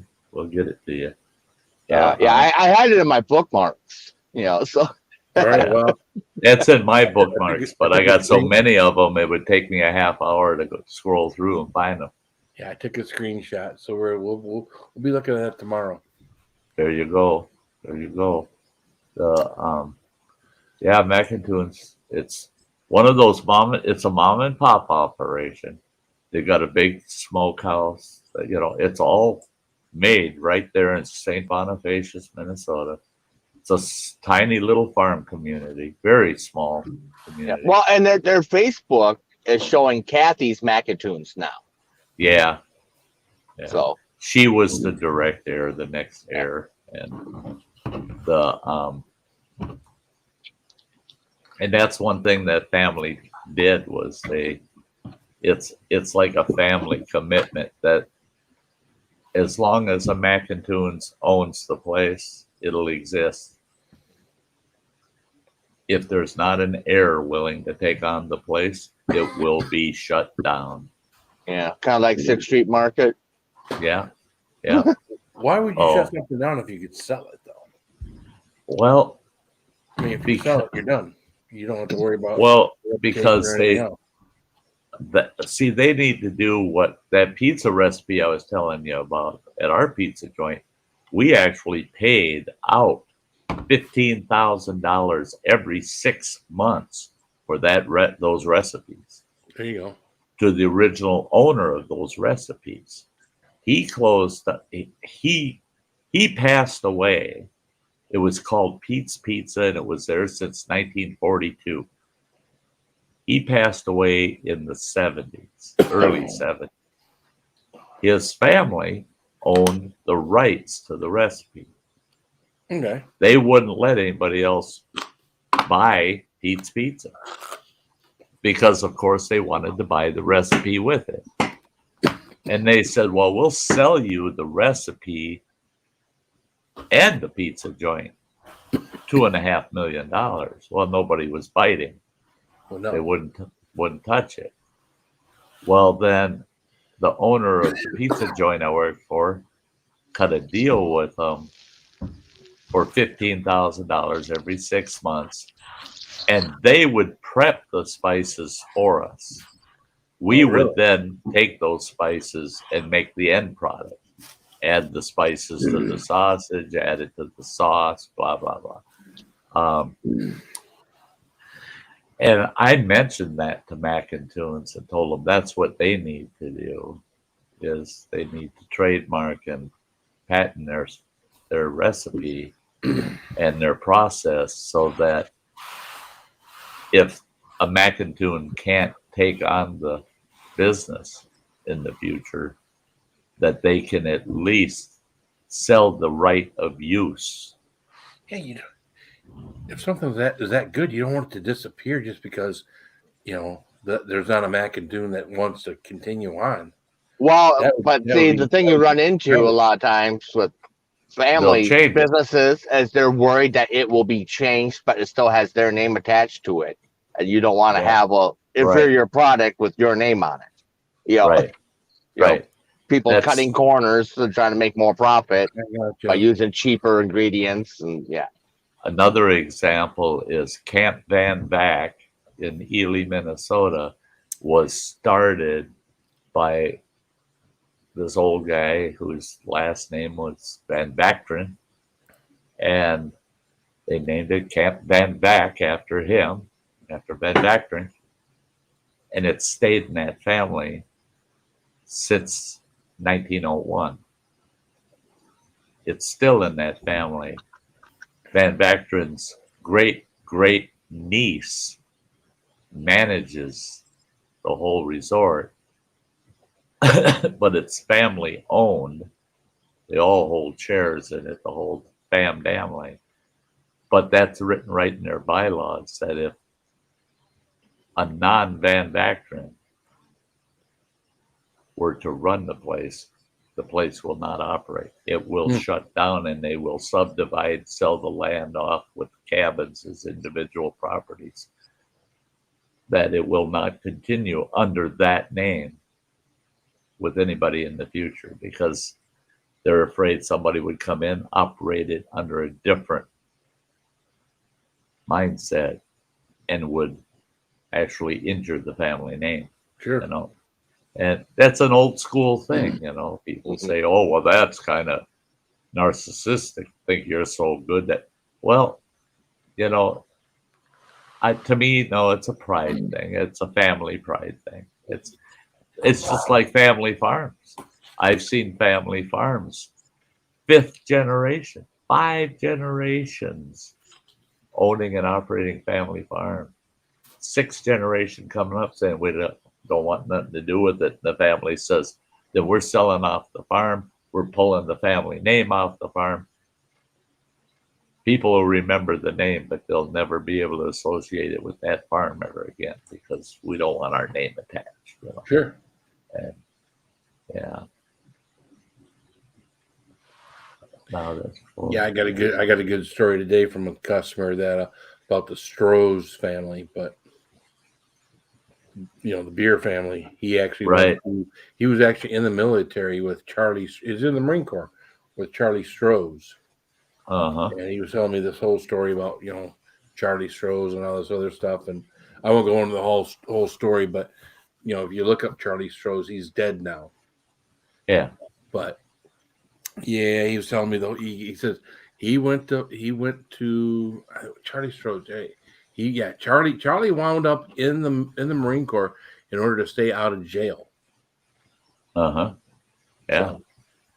Yeah. There's a lot of those stories where these guys, they ran to the military just because they didn't want to spend years. And the military and they wanted to get him when he graduated boot camp. They wanted to take him, and there were people in the military that vouched for him that he would be a good soldier and everything else, and it kept him from going to jail for some of the things that he had done. Yeah, because they vouched for him. So that's good. Mm-hmm. Yeah, that is so cool. That a person's got enough of a character. They're enough of a character that people step up and vouch for them. And, yep. Now, when I was growing up, we had a town. Every town's got a town bully. Hey, Blake Hurst, good to see you. Hurst. Our town, we had a real nasty town bully, Billy Prattley. Oh my God, Billy Prattley was a nasty bastard, boy. He was mean. He was a mean bugger as a teenager. Oh God, he beat up a 5-year-old if he got an inkling to do it. He was just a nasty bugger. My pop caught him for the third time breaking into the local liquor store. My pop was chief of police. Now these are the old rubber hose days. Was in charge of the police? Yeah, he was the chief of police for a long time. Anyways, go ahead. He was their first and last chief of police. But, and the thing is they knew that the days of the rubber hose had gone away. So when he passed away, they said, we can't find anybody to replace him because nobody's trained the way he was, And but he caught Billy breaking in a liquor store for the third time, and he took him back to his house, middle of the day. The whole damn neighborhood, word spread through the small town. Whole damn neighborhood showed up to watch my dad bringing Billy to his home and going to ask Billy's parents, what are you going to do about this boy? He got there and half the town showed up to watch this. My dad walked up to the front door, pounded on the door. This little guy walks out. It's Billy's dad. Well, Billy's about 6 inches taller than his dad. Got at least 40 pounds on him. And my dad sticks his finger right in Billy's dad's nose and says, your boy was breaking into the liquor store again. I caught him again. He says, he's nothing but trouble. He's beating people up. He's breaking in. He's nothing but a juvenile delinquent brat. Well, Billy was like 16 years old, 17 years old at the time. And he says to his dad, he says, what are you going to do about it? And his dad says, look at him. He points up at him. He goes, look at him. What am I going to do? Spank him? He says, there ain't a thing I can do with this guy. He says, I know he's a nightmare on the community, and I'm stuck with him. He's my son. He says, but look at him. I can't do anything to him. Last time I tried to backhand him, he beat the shit out of me. My dad says, well, he needs a good grown-up spanking. That's what he needs. And that kid's dad looked up at that kid, looked at my dad. My dad was shorter than this kid's dad. But my dad was a pretty tough little bastard. He looks at my dad and he says, what can you do about it? My dad says, I need your permission. He says, if you can't discipline him, I will. Because it's that or he's going to jail. And then after the trial, he's going to prison. I'll see to it he goes to prison. That kid's dad says, Porky, because my dad's nickname was Porky. He says, Porky, if you can straighten that kid out, do whatever you have to do. My dad told the kid, don't you move a step. And he walked to the squad, took his gun belt off, took his hat off, which had the badge on the front of it, took that off, threw it in the car, took his jacket off, his badge off his shirt, threw that in the car, come walking back over, told that kid, come down off them steps. The kid walked down the steps. Now, mind you, there's almost 50 people standing around watching this crap. That kid walks up to my dad, looks down at him and says, and what do you think you're going to do? My dad bitch slapped him to the ground so hard and so fast. The minute that kid was back on his feet, he double bitch slapped him again right back on the ground. Every time that kid tried to get up, my old man bitch slapped him right to the ground. Never gave that kid a chance to ever get his bearings to do anything. And within 3-4 minutes, that kid was on his knees, bawling like a 5-year-old, begging the old man, don't slap me again. The old man goes, you're going to get slapped every time I hear an answer I don't like. He goes, you going to ever rob one of our businesses in my town again? And he said, well, I can't promise that I would. Boom, bitch slapped him to the ground. That's not the right answer. He got bitch slapped about 4 more times because he just didn't answer it straight up. No, sir, I will never rob anybody in this town again. No, sir, I won't beat up little kids. No, sir. Guess what? He became an executive. Billy Prattley became an executive for IBM. Really? Making over 6 figures in the early 1980s.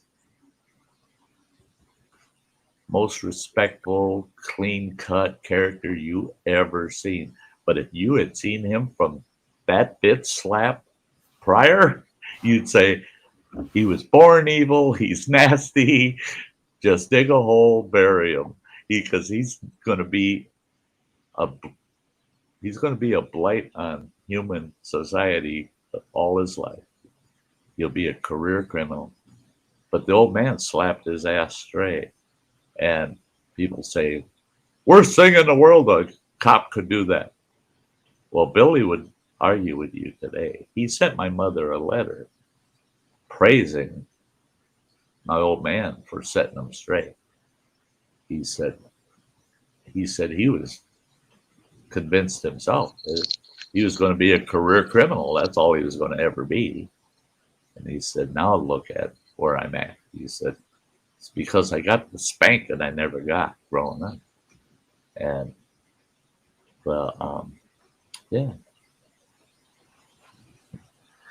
yeah. Times were different. Times were so different. Sure. And so here you got this character that's clean cut, high society. And I bet you very few people in that group of friends in his bubble even know his true history. You wouldn't want those people to know that he was the nastiest sucker you ever met. I mean, I would see him a quarter of a mile away down the street, and I'd ride my bicycle for an hour to get enough distance between me and him. I mean, he scared the bejesus out of me. Yeah.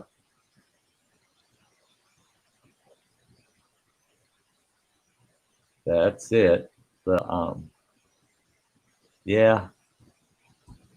times were so different. Times were so different. Uh, yeah, Billy's about to get beat with a rubber hose. And that's where I got that line, and I've used it several times in the past. When Running Water was just a teenager and I was managing a big housing authority, I had a little kid. He was just going on 6 years old, and he liked to correct me. I told him, I said, after hearing his language, and there were people complaining to me about this kid's language outside of my office. There was a playground out there, and oh my gosh, I won't repeat some of the stuff he said. And I got a hold of him. I said, "You little monster." I said, "You're not using that kind of language around here." He called me everything under the sun. I mean, you talk about foul mouth. And I said, "We're going down to your parents."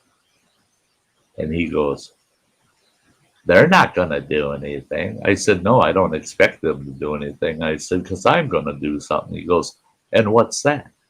I said, "I'm going to give your mom and dad a grown-up spanking because they got it coming. They're responsible for you, and you're the way you are because of their responsibility or lack thereof. So they need a good grown-up spanking." I took him down to his house, went to the front door. Mom and Pop came out, and I told him flat out. I told his pop, I said, you need me to give you a grown-up spanking? You and I can go in the backyard and we'll discuss this without saying a word. I said, that little monster and the way he talks to adults is not going to happen around here. Straighten that kid right out. Boy, his dad did not want to tangle with me, so he guaranteed me I'll straighten that boy out. The kid moved away, got himself a good job. He graduated from high school, got himself a good job, and he's doing very well today. And it's because somebody cared enough to set his little butt straight. I mean, people are so afraid nowadays. It's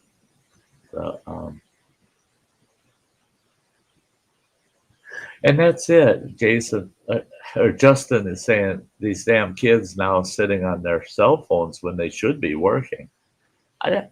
Man, I had odd jobs outside of the house, not just my chores at home, but odd jobs. By the time I was 7 years old, I had jobs outside the house. I was earning a few dollars.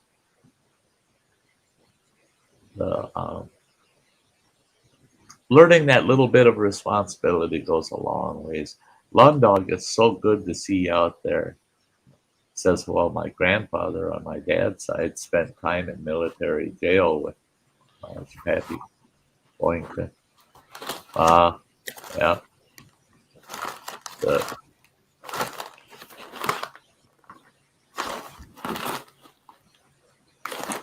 Yeah, my pop, he had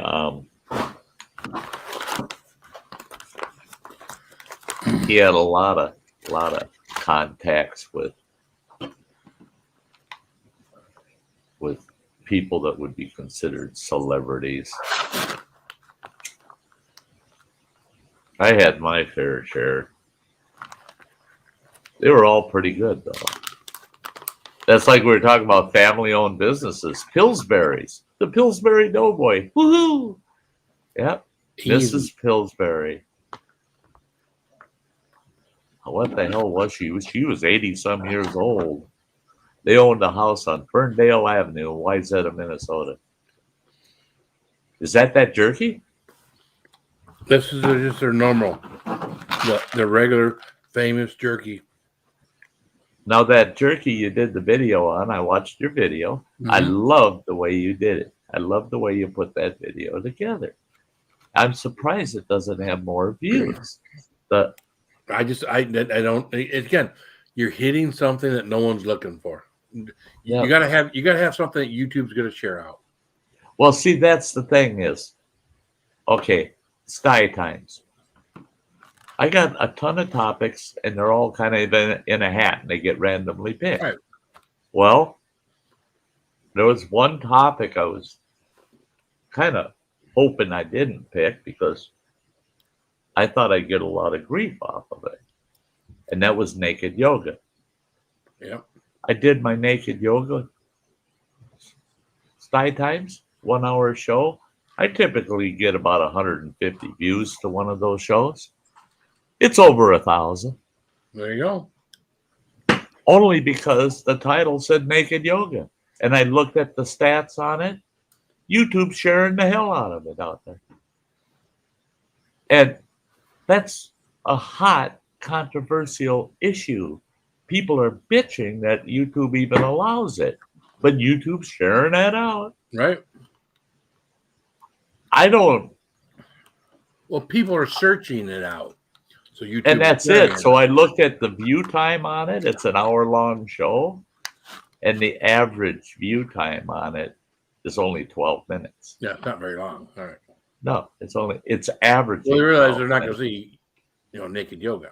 That's it. When they get on there and realize, oh, nobody's naked, I'm leaving.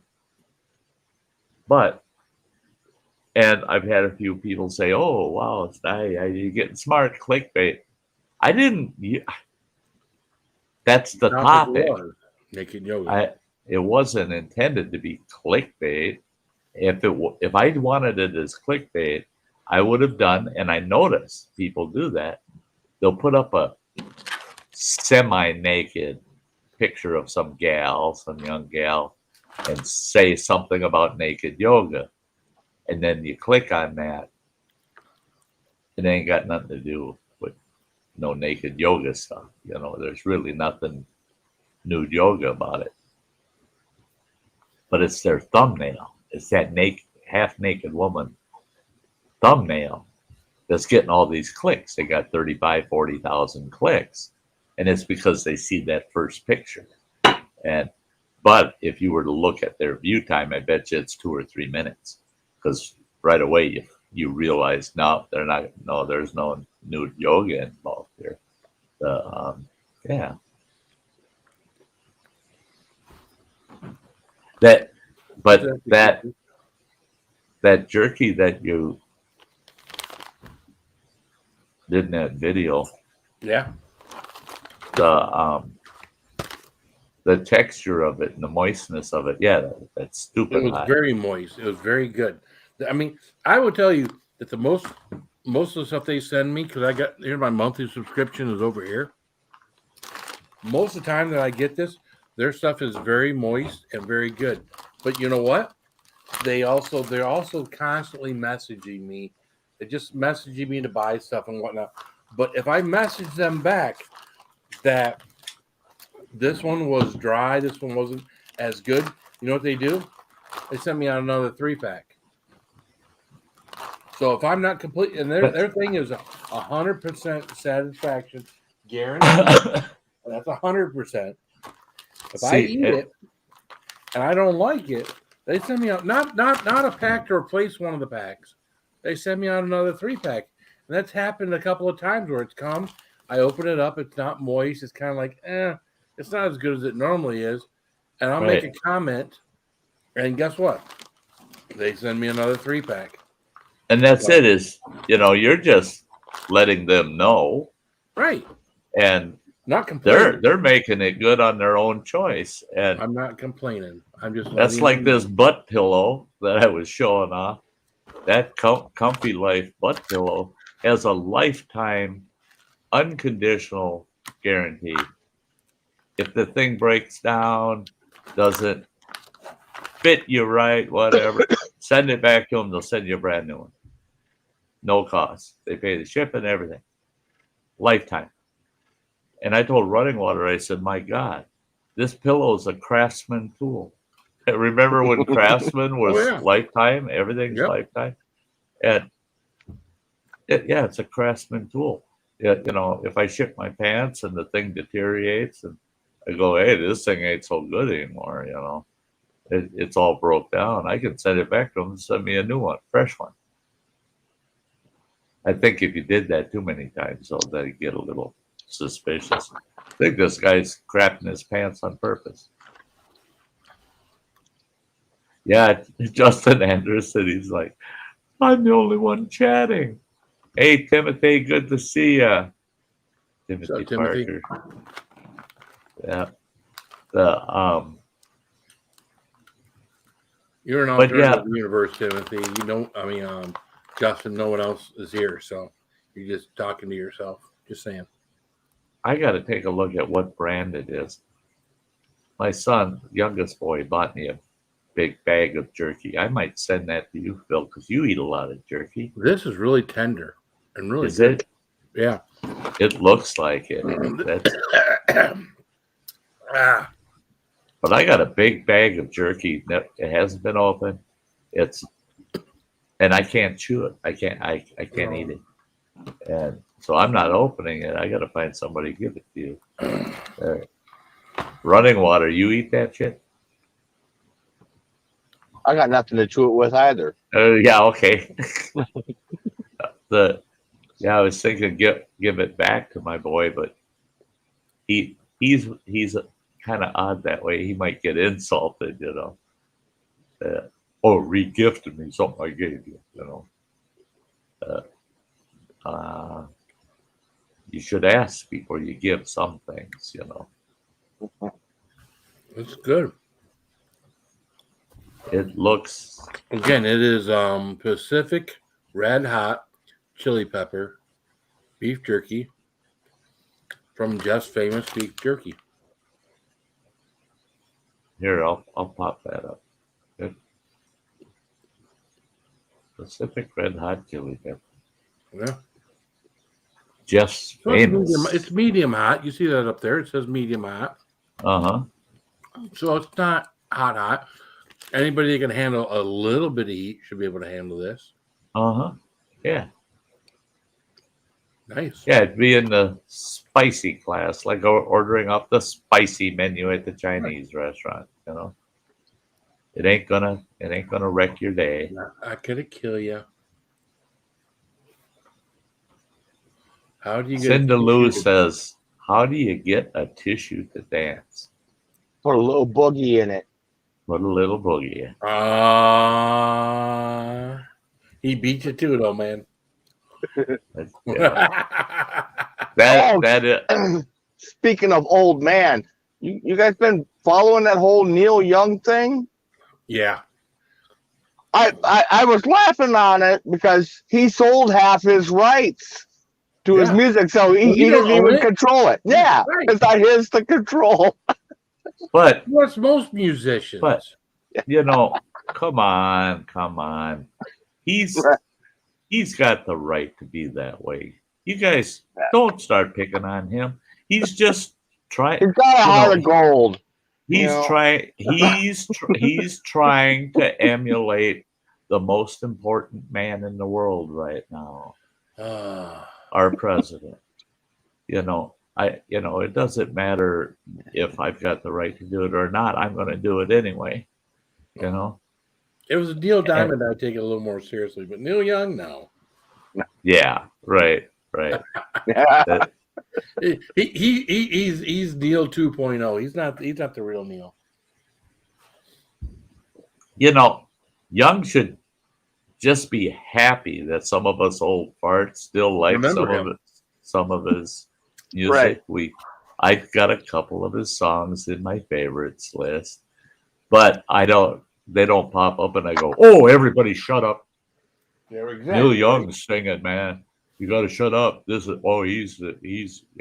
cat's ass. Yeah, he is an ass. You know, and that's the thing is I think of a lot of our big name old rock stars that keep trying to perform. And it's like, holy Jesus, man, quit. How the hell did they prop you up out of your goddamn wheelchair to start with?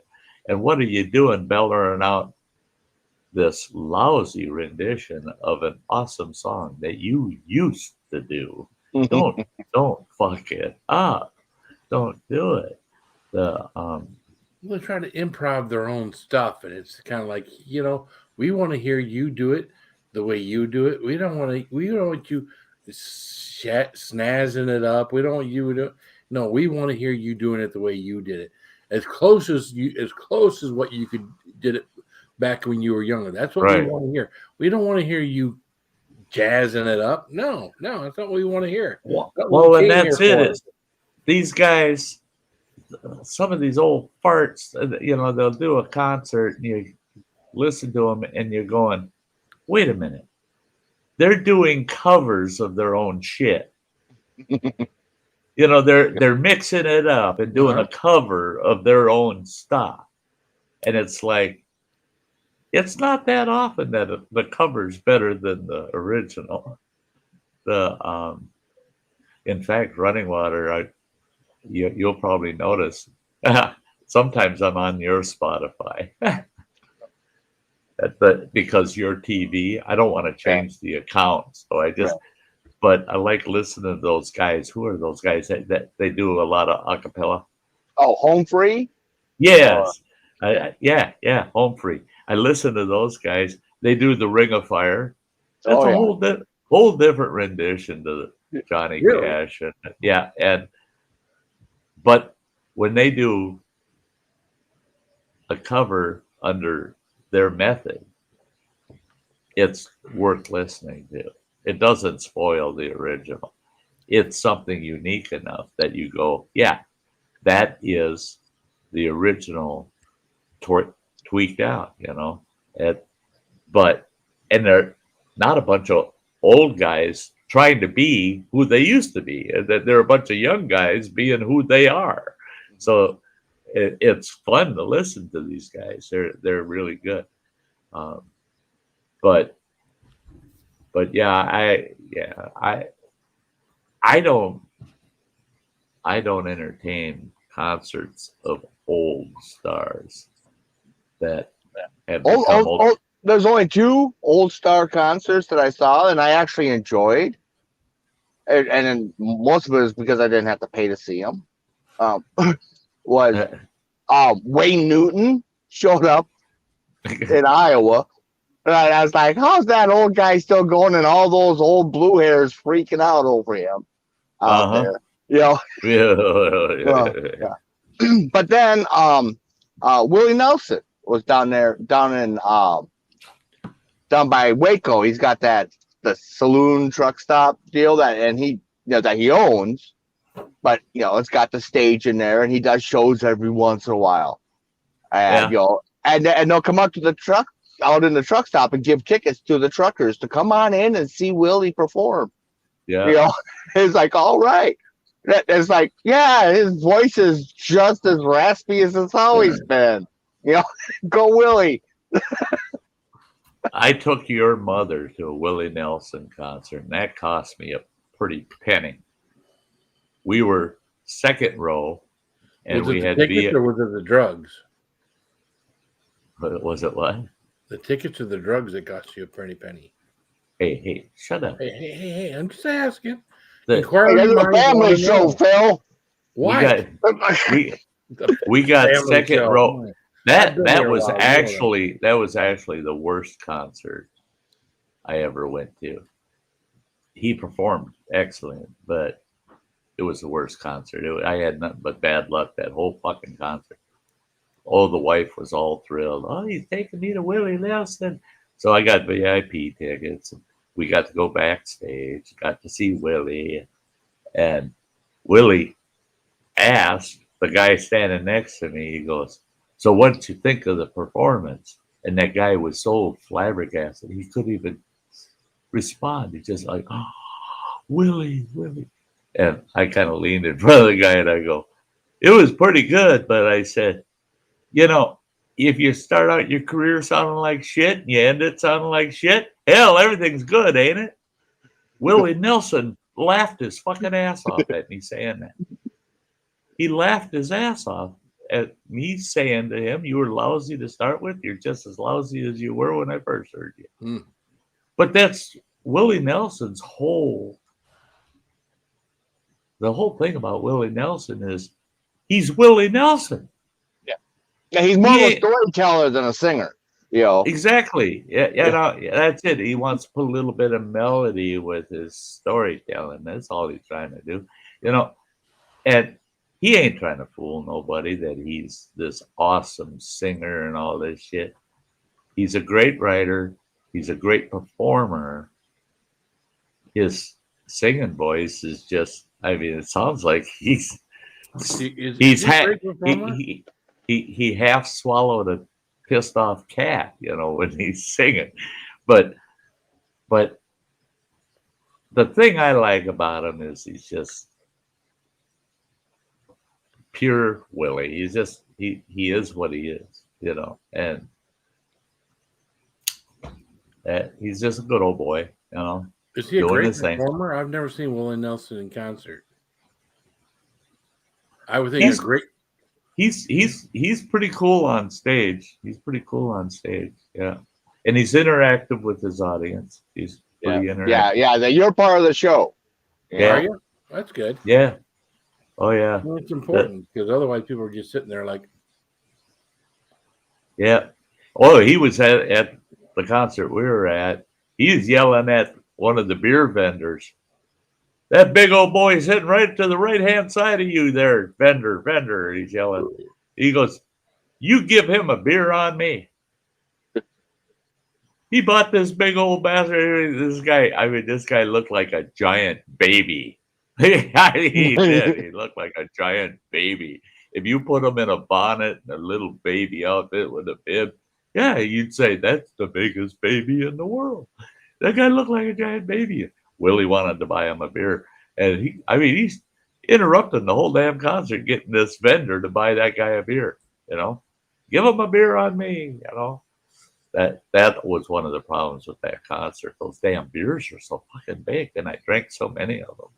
Well, the bus we rode from our hometown up to where the concert was at, it was all free drinks all the way up.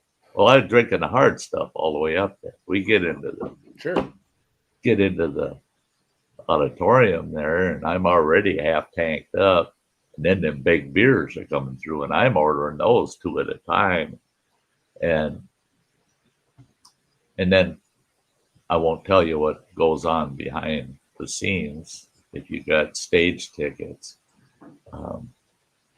you can imagine at a Willie Nelson concert, you know, he said they're never going to catch him with any weed on him ever again. He says the guy next to me carries it.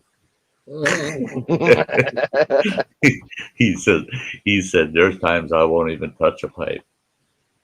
He says he carries it. He holds it. I don't know that. He says they're going to have to do blood work to prove it on me, you know. But behind the scenes on the stage, behind the stage, that little goddamn green room they had us all packed into. Holy shit! The haze was about 4 feet off the floor. nice. I mean, you just yeah. Just walk in the room, right? I tell you what. Secondhand smoke works. It does, man. I was all buzzed up. And then the bus ride back, free booze all the way back. Some drinking the hard stuff again, all the way back to town. It's about an hour and a half ride on that bus. And we get back to where the car was parked. The bus pulls in, and there's about 8 of us that were parked in that one parking lot, and they drop us off. I couldn't find my fucking car keys, and I looked in the car. No, they're in the ignition. Car's all locked up, and I got a Lincoln town car. And I'm like, son of a bitch, how the fuck am I going to get home? And the wife, she's all pissed off, you moron, and on and on. And we're parked in a bar's parking lot. Well, we're there at about 3:30 in the morning. Everybody's gone. Leaning up against the bar is one of those old bumper jacks. I grabbed that bumper jack. There was no handle for it. Shook the base off of it. I grabbed that bumper jack and went over and busted the wing window out of my Lincoln Town car. And just as I went through that, fucking window, I realized that's a squad car that's pulling in the parking lot with its headlights right on me going, oops, shit. To explain to him, the only reason I busted my own window out is because I'm intoxicated. I'm so fucked up. And they're going, yeah, and we're going to be having you do a breathalyzer and sobriety test. I said, no, you're not. Well, yeah, you are. You cannot be driving in that condition. I said, who the hell said I was driving? I'm just getting in the car. I'm just opening the car. She's driving. She was so pissed at me on the way home. She's driving along and she's yelling at me. She's telling me, yeah, you tell them I'm driving. And then they start asking me how much you had to drink and on and on. And I had to give them the whole BS story. I'm the designated driver. And she says, you know how many drinks I had on the way here. I said, I wasn't going to jail. Well, fuck you. Oh, what the hell do you think I married you for? She did it. She did it. She's the one driving. Yeah. Hey there, Yoren. Good to see you, buddy. Yeah. I see Gemma's out there chatting. But yeah, that Willie Nelson concert was just a hell of an experience. I mean, I'll have to check it out if they come back around. They changed now. We have in Michigan here, we have Pine Knob, which was changed to DTE Energy Music Theater. Well, they have changed it back to Pine Knob this year. huh? So they took the corporate, name of, getting the endorsement or whatever. I mean, that didn't bring any more people there. We all called it Pine Knob because we all grew up in this part of Michigan. So anybody that grew up here just Pine Knob, Yeah. But yeah, they're one of the ones. I think I want to say it's Eddie Money that always opens up Pine Knob every spring. Wow. I say summer, but and it's just it's a great place. Up here, Bayfield, which is only 25 miles north of me, we've got the Big Top Chautauqua. And that's just a great big ass fucking circus tent. And for several years, they were having some really good big ticket artists there. And it's gone to shit the last couple of years. They're getting a lot of, I hate to say it, but a lot of limp-wristed, tree hugger kind of groups in there. And they're filling their whole venue up with special interest performers. Special interest performers. Yeah, And it's these little niche type groups, performers that no one's heard of, so it doesn't draw anyone in. Yeah, and it's a neat place, man. It's up at the ski resort and big circus tent. You go out there, yeah. Big Top Chautauqua. Look at here, guys. There's Mojo, man. Mojo, what's up, Hey, Mojo? How we doing there, guys? How you doing, Pretty Running good. Water? Good to see you. Hey. You must have just gotten up from your nap. Oh, check out that emoji, Look man. at that rough ass Charlie Brown. I don't know what happened here. Just a second. Yeah, what happened to Charlie? Oh my my camera- God, that's back when Mojo had hair. Did you Look see at that? That's back when he had hair. Look at that. I know, guys. right? Yeah. God, you had a lot of long hair going on there. I like that. Yeah. I love it when people are willing to share old family You had a big photos. swollen melon there. The what? Swollen melon. Swollen melon. Swollen melon. Yeah. It's kind of like whiskey nose, you know. Yeah. Only bald kid in the third grade. Yeah. Other than Sty. It it wouldn't have been so bad for him if he hadn't been in the third grade 4 times. Right.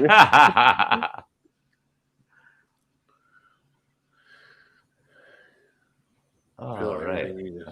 Get a link out here. It's Pine Knob again, Cinderlou.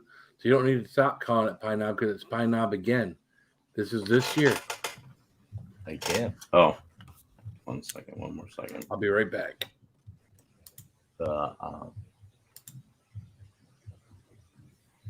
There we go. Can you hear me now? I can hear you good. Yeah. Yeah. You know, I have a setup here. Sometimes I'll hit something and then it just goes, and I'll be like, okay. Well, really that's like take you up. That's like the problems I've been having this month with my blue screen. All of a sudden going, blick, it's gone. And I have to totally reboot StreamYard to get it back up, to get my blue screen back up. And I sent them a message telling them what I'm dealing with. And the hopefully they can take care of that. Yeah. It's just technology, you know, and it shouldn't be, you know, the more money you spend, the less headaches, I think. I don't know. What is that? Hi, Gemma. Hi, Gemma. Hi. Gemma's up here. How are you, Gemma? I'm good, Mojo. How are you? All right. I'm swell. I'm good. I've been a little busy, kind of cleaned out my garage a little bit. Just been, you know, I haven't been online too much. So this last couple weeks. So It's good to see you. oh, thank you. Good to see you. I have to stay clear of getting online, man. Well, now that I got this great new seat cushion. Oh, did you get a nice seat cushion? Oh man, it's sweet. That thing's sweet. The Comfy Life. You're the king of the lurkers, Sty North. I know you lurk everywhere. I do, and that's the problem. Is if I sit in this studio now, it's terrible, man. Earlier today, I had 2 different videos going on opposite screens, and then I was working on setting mine up for tonight on this one. And then I said, oh, what the heck, I should check some news out. So I had 3 things going on at once, and I'm just flying through people's channels and live streams and just lurking around. But I got to quit doing that. I still got a lot of cleanup to do here at the house, man. I'm trying to get the house whipped into shape. Kitchen's at 80%. And is it? Nice. That 20% is just pissing me off. I'm running out of places to put things. Tomorrow, I tackle the attic and rearrange and make room so I can just stash some shit. I'll deal with it a little at a time, kind of deal. I just want it all done. I just want things put away, and I'd like to enjoy the tail end of the winter, just kind of kicking back here on YouTube and the internet and PlayStation and. Phil, What's brother. up with my little UK angel? How are you? Yeah, it's been a tricky few days. My family trying to convince me to quit my channel. They claim that they're worried about me, which is and then my cousin admits to trolling me. So yay! They're your family. You know what? They're your family. They are concerned. So nothing wrong with them being concerned.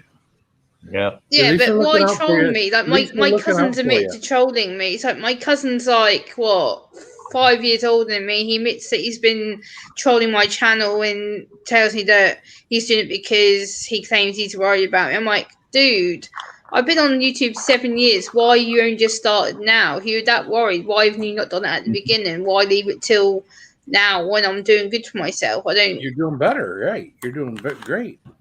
So it's kind of, I don't get it.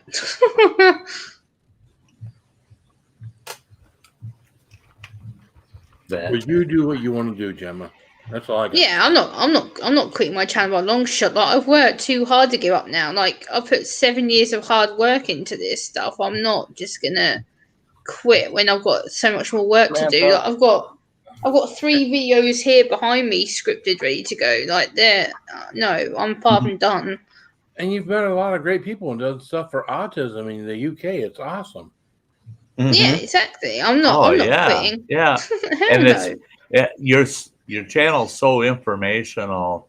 I mean, any hot topics coming up on autism and that in all of Western Europe, man, you're just hitting all of those topics and the new person, everything that's coming up. Hey, Sam. Boy, yeah, don't ever give that up. Yeah, it's great to see Samantha out there. Yeah. Yep, the link is in our group chat there, Sam, if you want to pop up for a little while, say hello. I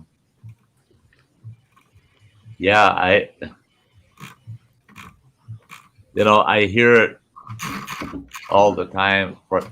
I actually had a couple of channel reviewers. They're big names, they're the hundreds of thousands of followers, and they're telling me that my Sty Time show should be cut down to a half an hour. My live stream should only be about an hour, hour and a half. And I told them, I said, here's the best part of your advice. Thanks for giving it.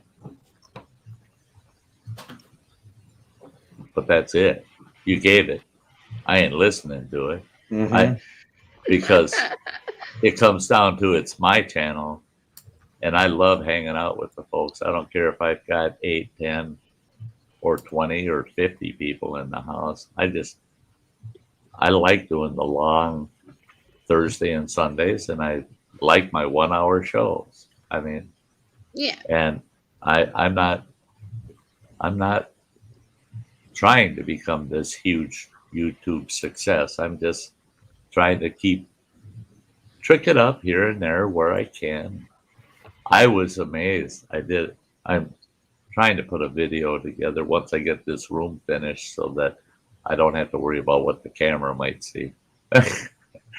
But I'm going to be doing a video about how my studio is set up and what has been invested into this studio. Now, mind you, when I started YouTube, I had a little Kodak camera that I didn't even know did videos. I used it as a still camera for years. And it was almost 15 years after I bought the damn thing. I go, what is that little emblem? And it's a video camera. Video, yeah. I push that button and it says recording, and I'm like, what the hell? what is this thing doing? And this and that. And then I just pushed another button and it stopped, and I'm going, huh. Then I look at the pictures on the camera and it shows this video, and I hit it and it plays it back, and I can hear myself, what the hell is this? And I'm like, what the fuck? So I started my channel with a camera that I bought for, I spent big bucks on it back in the day. I think I paid like $45 for that camera back in the late 80s, early 90s. And all of a sudden, lo and behold, it does video, So that's where I started my channel. And a laptop that cost me like $200 new. That old slow bastard, to make a good boat anchor for my kayak. Yeah. I just use my laptop to film, and then if I'm outside, I take my iPhone with me and I use that when I'm outside. I just film on my iPhone. But I went through the studio and I broke down what's here. The equipment, the desks, the monitors, the computers, the stereo system, the headphones, the mic, the cameras, everything, the lighting, all the lighting. And I broke down total investment into this studio. It took me 6 years to get to this point, guys. So the price tag will shock a lot of people, but It took 6 years. $2,500 Oh, is wow. what I have invested. Whoa. That's not really that much, really. To be honest. It's not. No. It's not Oh, because sure. I It's like less than $100 a month, right? right now I went and Like $50 a month. I started looking at these other big channels. I got the 3 screens in their studio. They got this Stream Deck. They got this and that and this other thing. Everything I've got, they might have 1 or 2 items more, but they're constantly going, oh, if you need this, make sure to get an, you got an Elgato Stream Deck. You should have an Elgato microphone. You can get a good one for about $200, and Oh, you my. should have the Elgato camera. They start at $200, and they're pushing a specific brand, and they'll say, oh, well, if you want to buy this piece of equipment, don't do what I did. I paid $2,500 for this, and I watching these guys, and I'm sitting here penciling down what they're saying they've invested into their studios, and I'm going, are you freaking kidding me? $15,000-$20,000 into just a basic studio. I say we because Running Water has contributed quite a bit to my studio. Yeah. I'm the Splendid Daddy. Yeah. We got 2,500 tied up in this, and nothing. The only thing that'll ever have to happen really in the studio at this point is eventually the day will come and have to upgrade the computer hardware. But I can do anything and everything now for my studio. Now Running Water went and bought me a mixer, so I got a sound mixer board going on the studio desk here, and I'll be able to handle sound effects, be able to control mic volumes, all kinds of things. And looking down the road, I'm going to have a studio couch over here, and hopefully someday be able to do in-house interviews. I'll have a separate camera on the studio couch, separate mic. I'll be over here in the studio, and I'll be able to have studio guests. And that mixer will come in very handy for running that type of system. But it's that time of night, eh, Phil? Yeah, I got other things I gotta do, and I have to get to bed soon, so I don't want to. Yeah, so totally understood, pal. Love you, Phil. I love you guys. I love being here. I love seeing all my friends, Mojo, Gemma. Good to see you, Phil. Of course, that Always, boy, Phil. whatever his name is, whatever he is, whatever his alias's weird name is, Flushing something, Flushing, Drippy Dick, whatever it is. So Drippy Dick, that's bad. I know. So, that's bad. Love you guys, man. Yeah. Hey, love you care. too, Have a man. good night, Phil. Keep it spicy. Yeah. Bye now. Bye. Yeah, Phil's great. Yeah, What a great guy, huh? Great guy. He has been hanging out with me we're going on 3 years now.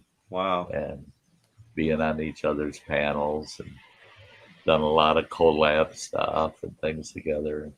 He's always stuck with me. He's been there forever, and I'll be there for him as long as I'm here. Mm-hmm. You can't help but love the guy. That's the same as you, Sty. Everybody loves you. You're very well respected and well thought of on this platform.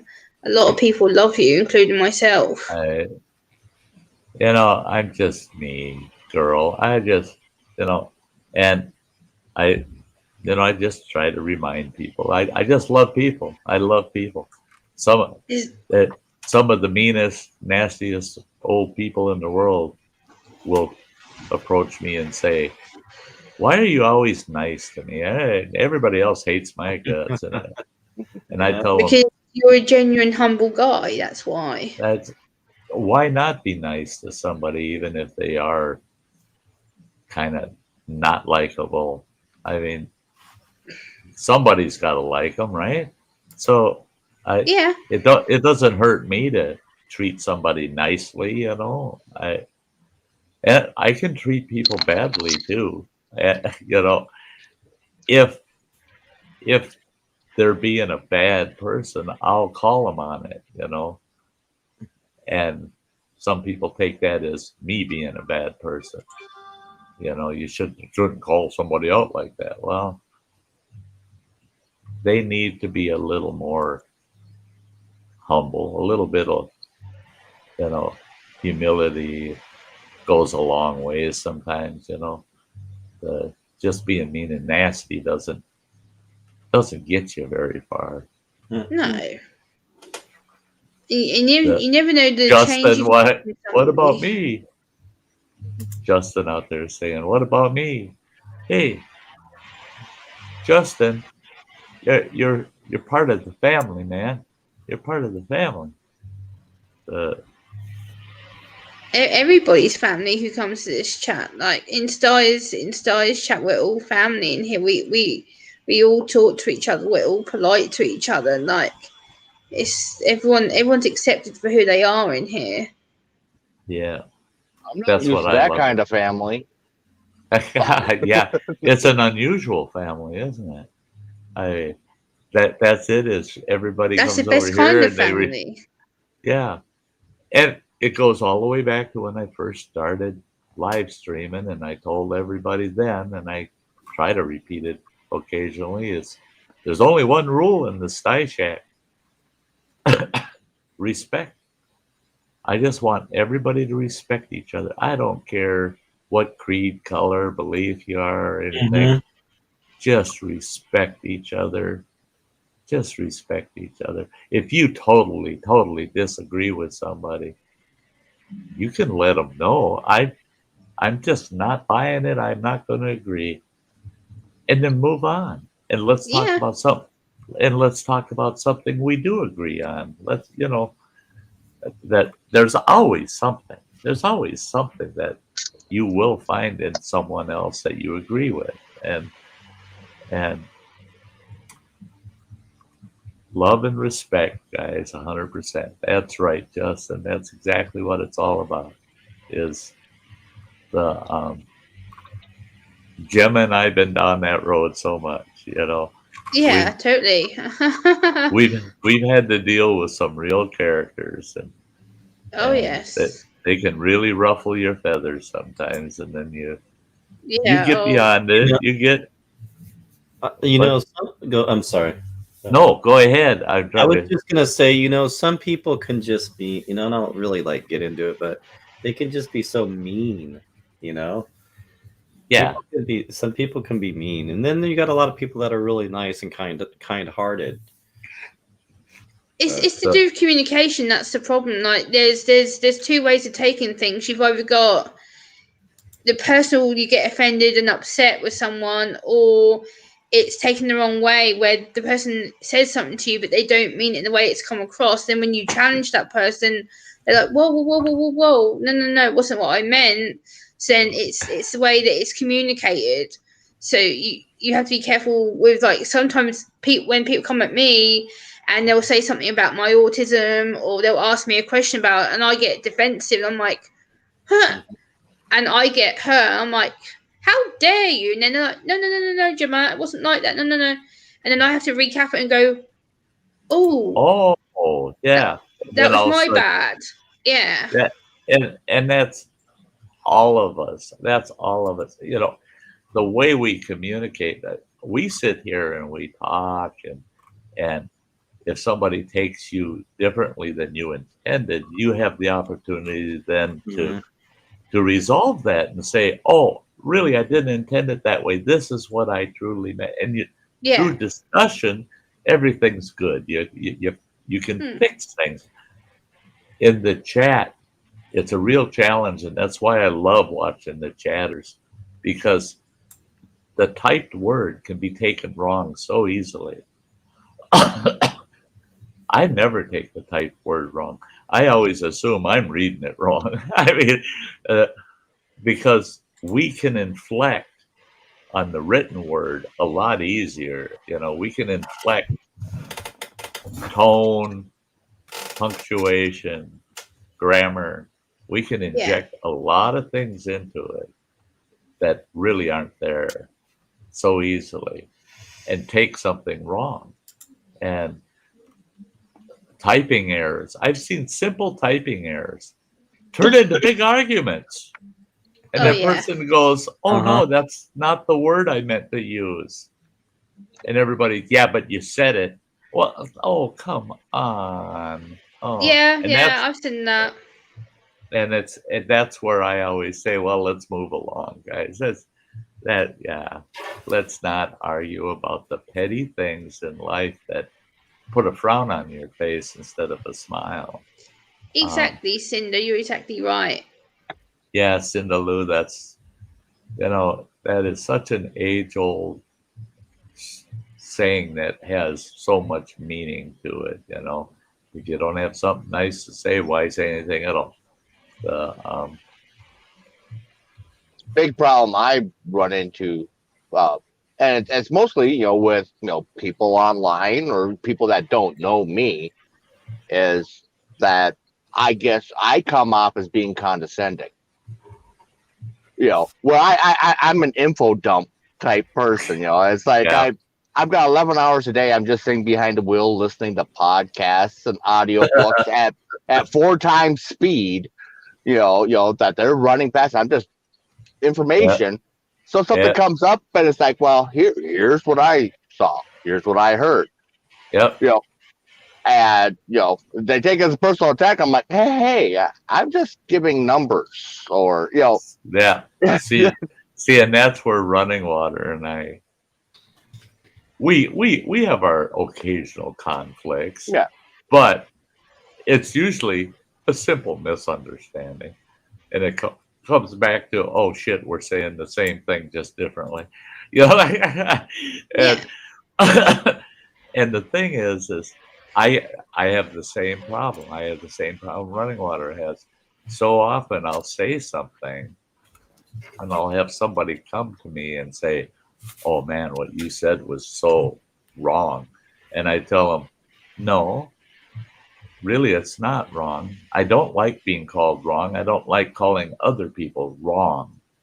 Mm-hmm. I just repeated something I heard, saw, or experienced. Yeah. Right. So that's all I know is what I heard, saw, or did. So I told you what that was. Does that make me wrong? I might be mistaken in what the facts surround it are. Yeah. But I'm not wrong about what I saw, heard, or did. I mean, it's just the way it is. And it's not to be condescending. It's not to be harsh to somebody. I just have always been one, and that's one thing my ex-wife hated about me is I just say it the way I see it. I mean, I don't say it to hurt anybody, and I never intend to hurt. When I'm intending to hurt somebody, boy, you'll know it. You'll know it, right? You'll know it. You'll go, whoa, yeah, that was definitely with intention. I had an individual call me a mother effer with the wrong tone. I've been called a mother effer by people that I've never heard cuss. And they got a smile on their face, and then they go, oh shit, Doug, I just called them that. And I laugh with them.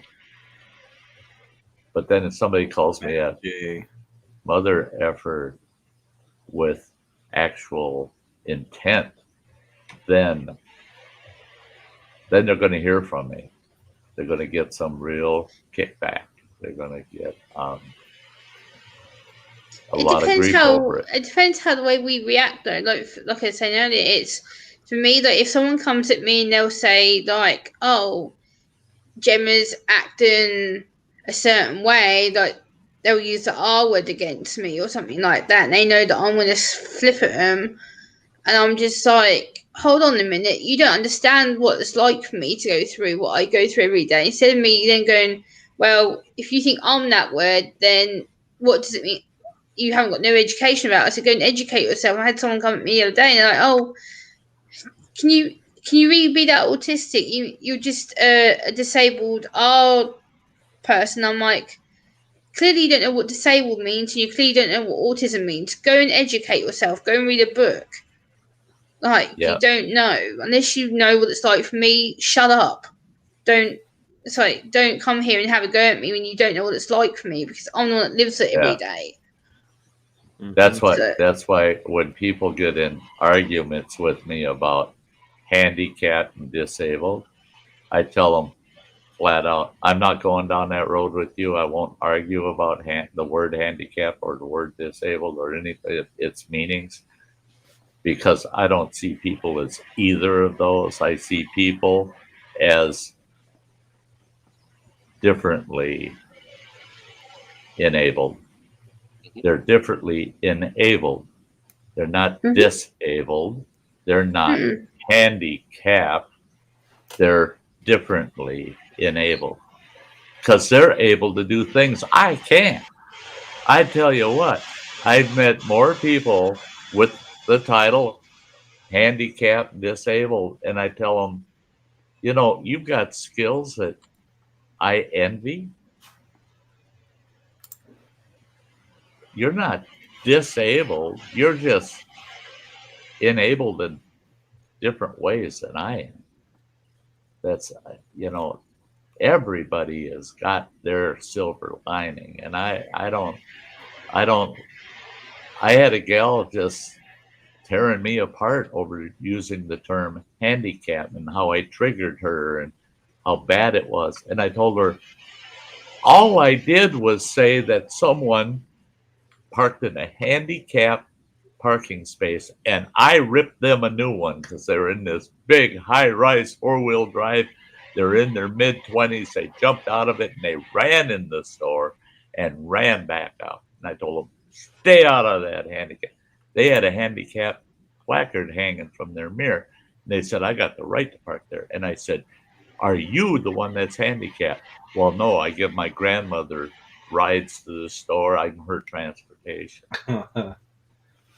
I said, she has the right. If she is in that truck, she has the right to be in that parking spot, not you. You have no right to be in there. Well, I had a viewer rip me a new one for using the term handicap. And I said, but that's what that big blue sign said in front of that parking space was handicap parking. I was just telling you what I saw. I'm not trying to justify some stinking word to anybody. I won't do that. I won't do that. When people say, oh, you got to be politically correct. You got to be gender correct. You got to be handicapped and disabled correct and this and that. I tell them, you know what? I don't got enough and you can go fuck yourself. If my goddamn words are the only thing important to you in life, you ain't got a life. You kiss my ass. You need to go down the damn street, go talk to some other moron, because this moron ain't buying that shit. Just because I said a word, it's the end of the world. Oh my God. I mean, even if you're trying, I've got a lot of friends that are gay, they're homosexuals, lesbians. Yeah. Blah, blah, blah. Every one of them has heard me use the word queer, right? Yeah. Not one of them has ever bitched about it either. Not one of them. They're all my friends. They're all my friends. And I was telling this guy, I'm in a group of people that are of different persuasions. And I told this buddy of mine, I told him, would you quit acting like a queer? It was all of the gay friends in our group that burst out laughing. And they're all saying, he won't fit in. Yeah, nobody'd be interested. And it's because they see life as not worth being miserable in. Take any situation and make the best of it, you know? And it's repurposing language all the time. It's just ridiculous. It's just ridiculous. You have to look at the person. If you get to know the person, then you understand the intent behind the language, you know? So if they slip up, it's like talking about small people. I screw up all the time. I'll say midget, you know, and dwarf, and I say it. Well, I spent 65 years hearing it and saying it. And now they say, don't you dare. How, what? Yeah. And yet, you get situations where, at Cedar Rapids, I know a little person, he's, an IT guy, and the running joke was that, he's the best IT guy because he can just walk into the server and fix things, Yeah, he opens the door and walks in there. But he will get on your butt and tell you that he's like, I'm a midget. He's like, don't call me no dwarf or a little person. He's like, I'm a midget. It's like, okay. I technically am a midget. I actually got tested for being a midget when I was younger because I was smaller than the average baby for my age, and my parents were so concerned that I wasn't hitting certain milestones. And technically, to this day, I am a midget because the British height for a female over here is like 5'5", 5'6". I'm 4'11", so I'm a lot smaller than most females. Like, even my own mother and my own sister, they're up here against me. And they're like, why the hell are you so small? Why are you a midget? And I think it's funny. Like, all my cousins are, oh, Gemma's a midget. And what? I'm small. Get over it. Don't care. Yeah. Guess what? If something comes flying through the sky at this height, you're all in trouble, and I'm going to see it. Bean boozled. I wish I had if I had my old studio, I'd be able to grab my box and show you. Oh my gosh, I just ate one for the first time. Which flavor? I think it's the Carolina Reaper. He's got the fire ones. It's burning. Yeah, Phil and I did a box of those together, and we're doing handfuls of them, man. Really? Yeah. We also did that nasty one where you had spoiled milk and fish and all earwax. Earwax. Yeah, nasty buggers, boy.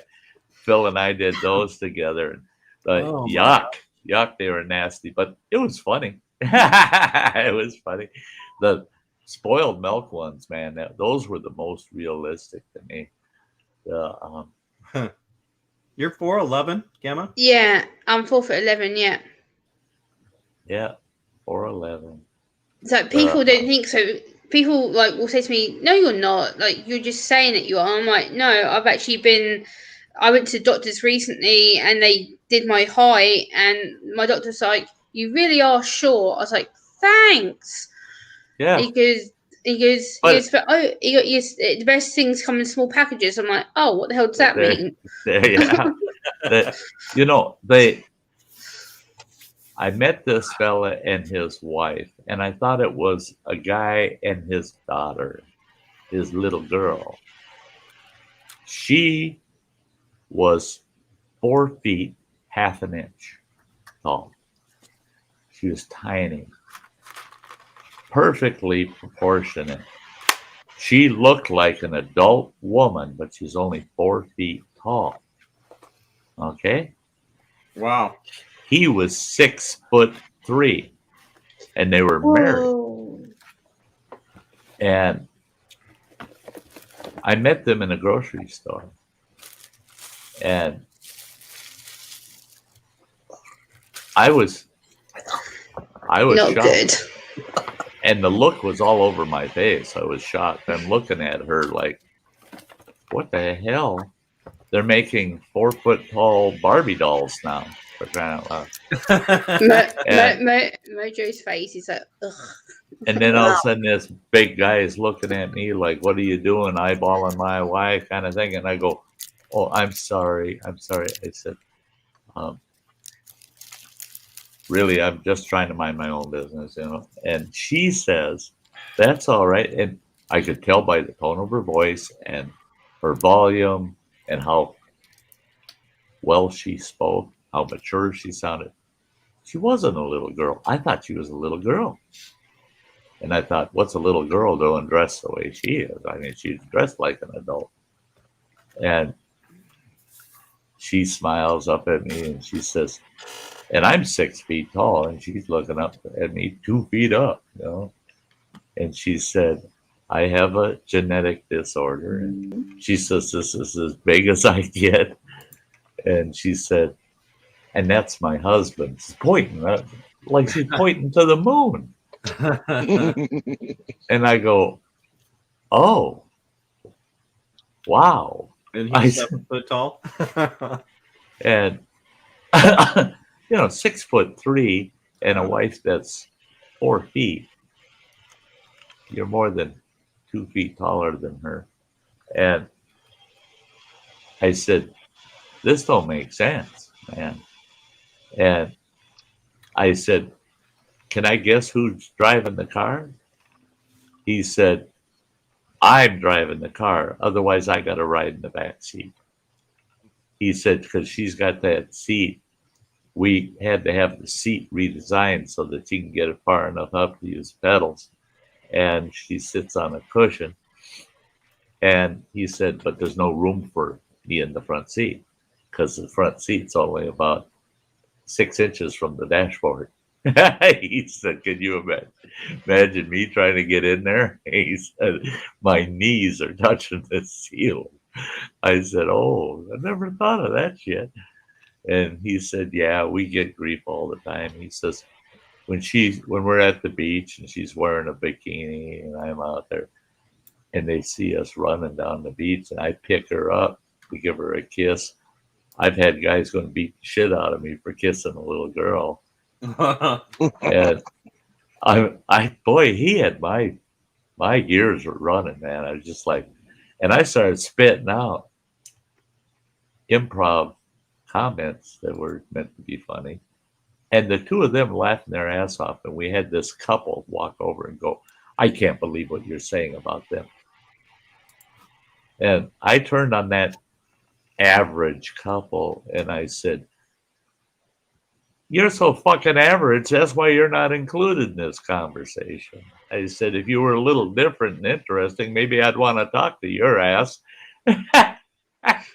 Holy shit, that woman, there's a couple. That woman, she had a fit. Boy, she talk to me that way. I said, I didn't start your involvement in the conversation. You're just too damn average for me. Go away. You're not interesting. Go away. Leave me alone. And that's it. That's why people that are handicapped, disabled, they're different from me or others. Mm-hmm. I find it interesting. I find it very interesting on how they go through life and what they do in certain circumstances where I don't have to think about it, but they have to put a lot of time and effort into it. Like Gemma, boy, if she's going out in the public and doing things publicly, she has so much that she has to consider and work her way through. And it is so interesting to watch. How does she do that? How does she manage that? It's just strategies. I think also, like for me, I describe it as I describe myself kind of the X-Men kind of people, because the X-Men characters to me are people who are very similar to me. They've all got different gifts, abilities, and they're people who are seen as odd or not the normal people. I'm like, well, hold on a minute. Just because these people may not be the everyday normal people, it shouldn't be looked down upon like we're some damaged, bad, broken, defective person, because we're not. Again, it's society's stereotype of going, because I stand out because I have issues with communication or my anxiety or my depression or whatever. It doesn't mean that I'm a bad person. I cope the best I know how to because I put strategy. So for me, I use a lot of headphones, or I take my ear defenders out with me, or I'll have music on my MP3 player. I plug it into my bag, and then as soon as I know there's going to be noise or I'm around a lot of people, boom, on go the headphones, and then I block everything out, because then I know I'm not going to get triggered.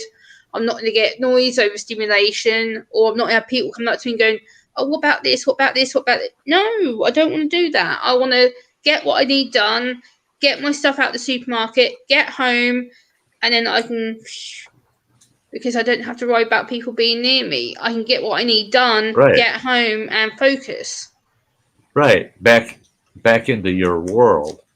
The world that you create for yourself and you're comfortable in. And and that's the thing is that's why your channel's important, because for those that are non-autistic, if they pay attention and they listen to what you have to say, a lot of things that you do to manage your day and to get through all those triggers, a person without autism can apply that to their own lives.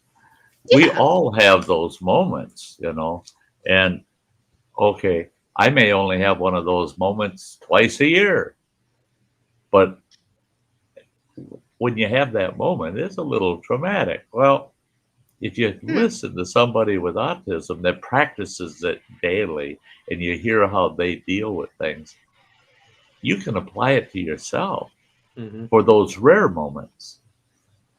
So it's that, again, it goes back to, I don't see anybody as disabled. They're just enabled in a different way. They're more enabled than a lot of us because they have learned how to live a different life than what I live. I mean, so it's interesting to find out, why do we watch nature films? To figure out, why does that animal do those things? Oh, well, now that makes sense. But we don't treat each other that way.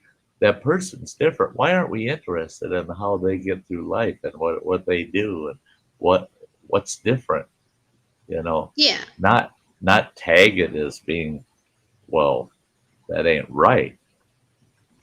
Just because the majority is this way doesn't mean the minority is wrong about something. It just means they're different. Different is different. We're all different. Even the so-called normals are different from each other. Sometimes go ahead. I was going to say, I've been noticing more and more now, the tags and the labels, it's like, you just, you go back just, 2 decades, it was all about, hey, we need to get rid of labels, let everybody, we're all people, people are people. Now it's like everyone has to have a label and a subcategory, and, that, everyone needs to be unique and identified as this and this and this. And it's just self-imposed segregation that people are putting on themselves in society. It's like, no, we're going backwards. And that goes back to that old saying again too, and everybody should practice it, is, oh, call me whatever you want, just don't call me late for dinner. That's like when you started, like when I told you that I was going camping, and you said to me, oh, why don't you vlog it? I was so nervous when I did that vlog, because the fact is I've never vlogged a camping trip. So for me, I was kind of processing in my head. I was like, okay, I need to make sure I've got my battery, my camera, make sure that I've got enough charge, make sure I've got my charger wire, everything else, make sure that I'm not filming near too much people. And I literally every day that I woke up and I was there, I'm like, okay, get up, go for my walk, film where I'm going. And like this year, I'm gonna be doing more of like showing you the cooking, what I do for my breakfast and stuff like that. And people like that video still now has one of the most viewed content on my channel because people are like, wow, Gemma, you actually went camping, you actually did a walk, you actually showed us what you were doing. I'm like, yeah, because Sty North gave me the idea too. I said, you know, if it wasn't for him, I probably wouldn't have done it because I had no idea about it. I just so much wanted to see you just out in the fresh air without a lot of stressors, but out in the fresh air, be able to enjoy the outdoors without. Oh yeah, I love camping. Yeah. Without the whole world just imposing itself on you. And when you took that step and filmed your camping trip, I felt so good about that.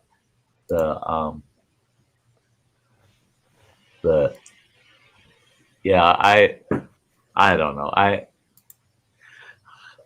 That's the thing is if people use this platform for their own personal growth, you know, just to make their lives better, then they're using it the right way, you know. The only reason I keep streaming is like I said, I love people. I love meeting people. Who's this? Okay, so this is something I came across a couple days ago, you guys. I don't know if is it okay if I share? Check this out. This guy has no legs. He's the fastest man. Yeah. That on his arms. Whoa. And this guy is a wrestler, and I mean he does all kinds of stuff. He's a wrestler and all kinds of stuff. I mean he does multiple things. And this guy, I mean, come on, really? That's and that's it. Is when Running Water was a child, he was critically ill, and we had him placed in a hospital in Montana. And because of the special care he needed, they put him on a floor that was totally dedicated to people that were quadriplegic, paraplegic, people with neurological damage, all right? Amputees, a lot. I mean, these people were severely altered somehow in their lives. I remember that biker guy on the table. Okay. Yeah. This guy, he had gotten in a motorcycle accident, broke his back. And he broke his back just about at the waistline. Well, he was paraplegic. And when we met him, he only had one leg, couldn't use it. He only had one leg, the other had been amputated. In fact, they had amputated a portion of his torso. So he didn't have any of the normal parts down there. You know, he's on a colostomy bag and you know, he's on a catheter because he had none of those parts anymore. Those were all amputated. All he had was a portion of his torso and his left leg. He laid on it looked like a surgical table. It looked like a big gurney, right? It had two little wheels down at the foot of it, but up at the head of it, it had two big wheelchair wheels on it. And he had pillows stacked on that. And he didn't lay on his back. He laid on his stomach, right? And those pillows were under his chest. And he could reach those wheels to get himself around the hospital. I told him, I said, man, I feel for you. But you look at the guy, and he's got biceps on him like that. I mean, he's like this fella you just showed us. And I told him, I said, man, you got your hands full, you know, dealing with what you got to deal with. And he goes, oh, I got it. He says, I got it bad when I compare it to what I used to be. But I don't do that anymore. I just compare myself to what I was yesterday. He said, I just want to get a little better every day. And I said, well, that's kind of cool. And he says, you want to see a neat trick?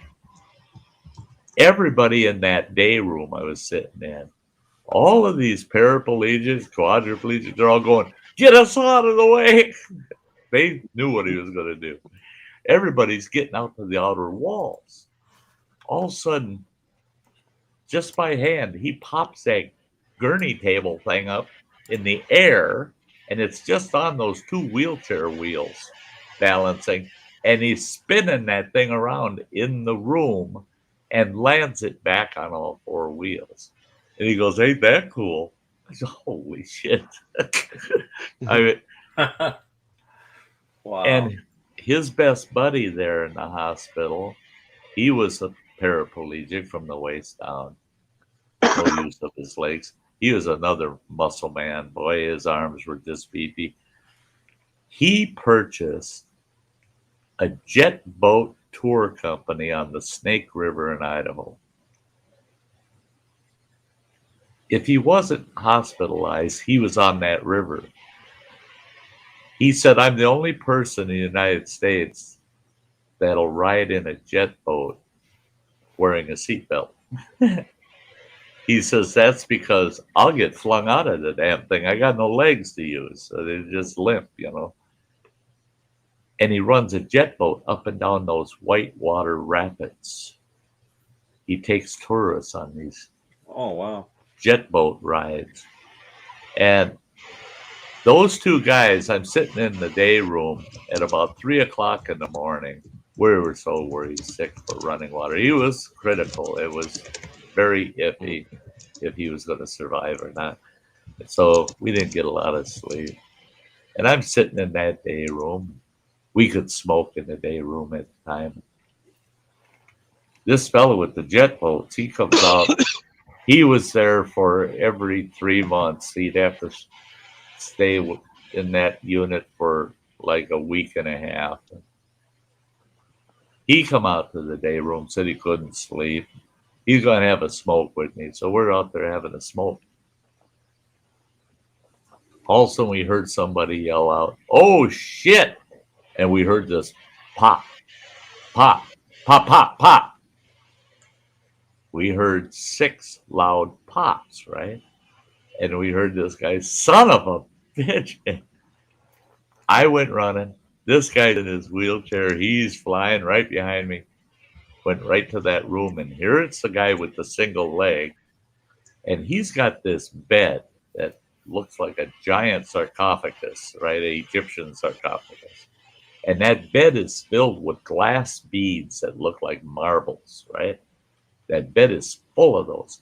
They said that bed weighs a half a ton. Well, that's 1,000 pounds, right? And on top of those beads, there's just a rubber mat on top of those beads. That bed vibrates and it's temperature controlled. It vibrates. And what it does is it keeps him from getting bed sores, right? Oh, yeah, yeah. This bed cost that hospital over $500,000, right? And the patients that use these beds are told that that rubber mat that goes across the top of those beads has a lip that comes up over the edges of this big box. It's got all those beads in it. Nothing can get in those beads and contaminate those beads because it costs them $12,000 to empty all the beads out of that bed and sterilize the whole thing and sterilize the beads and put them back in. $12,000. Wow. You know what the pop was? He had his biker buddies sneak them in a 6-pack of brews.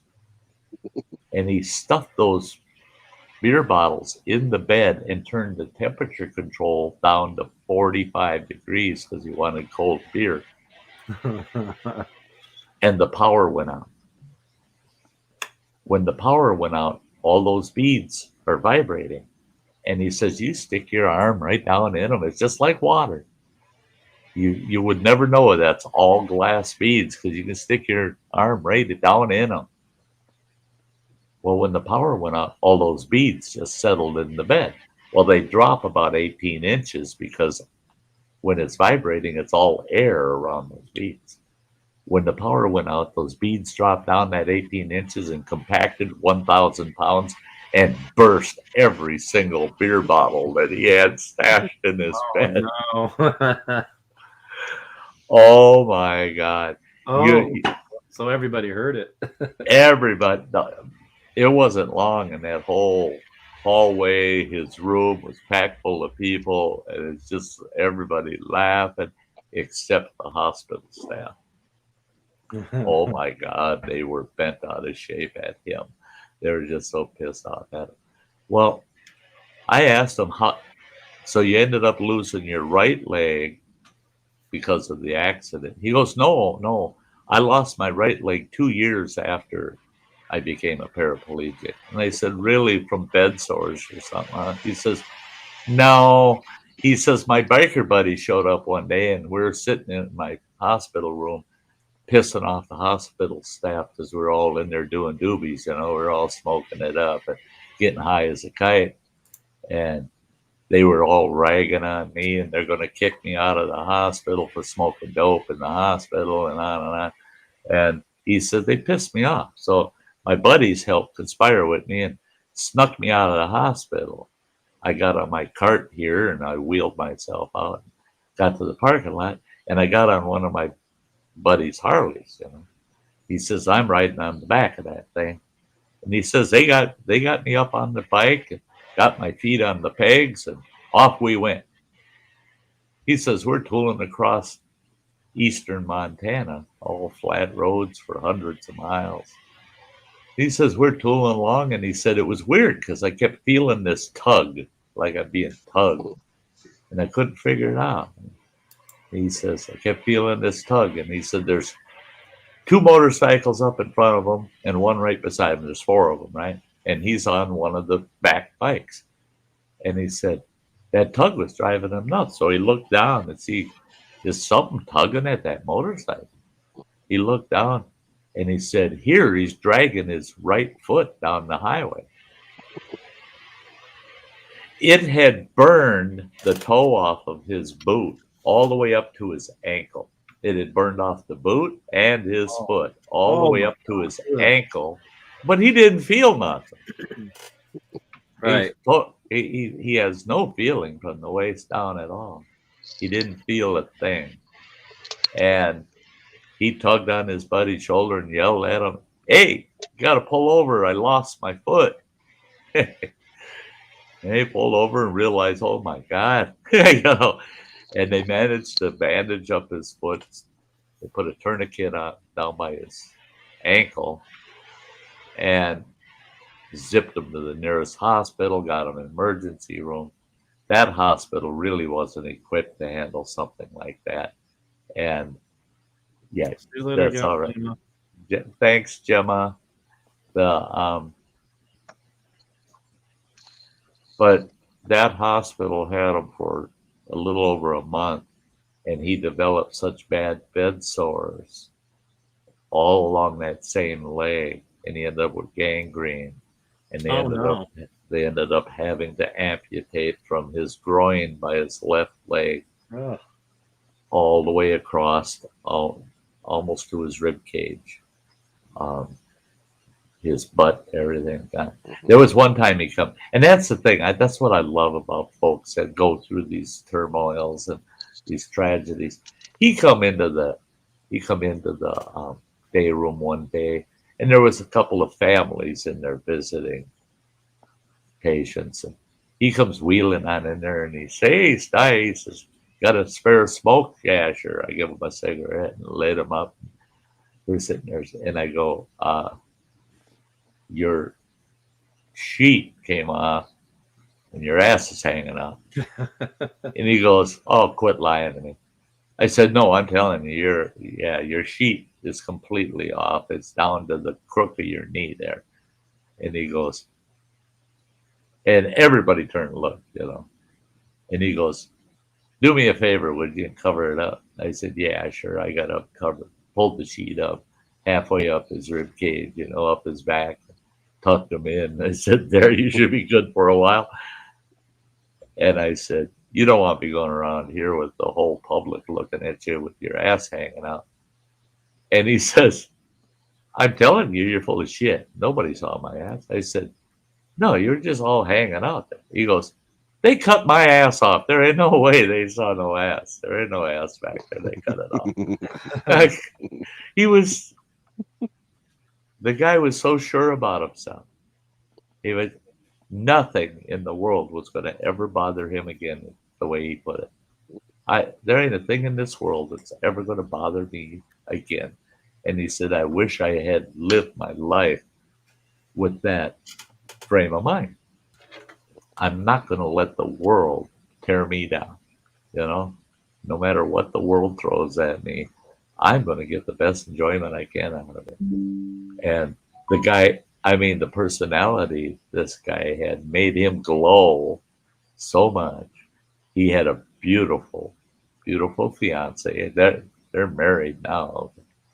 By now, it's been 30 years, but he had a full life.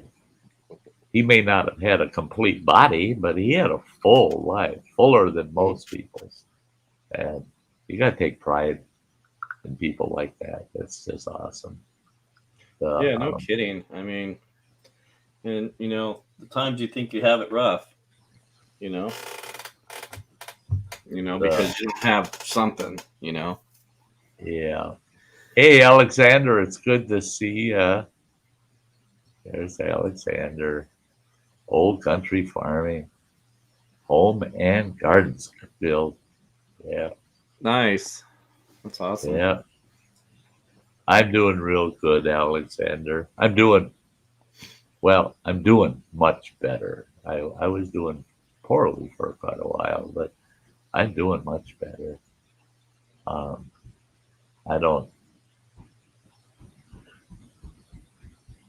I might complain occasionally about the way life is for myself, but it's just minor whining. Just minor whining. Yeah. Matt.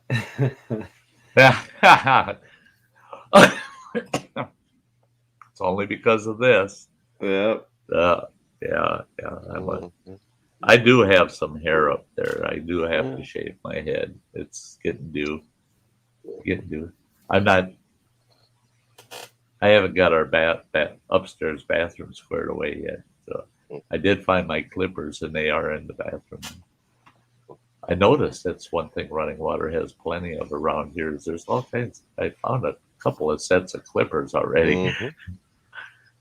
He gave me the privilege of I can go through, and his ex left all kinds of stuff behind.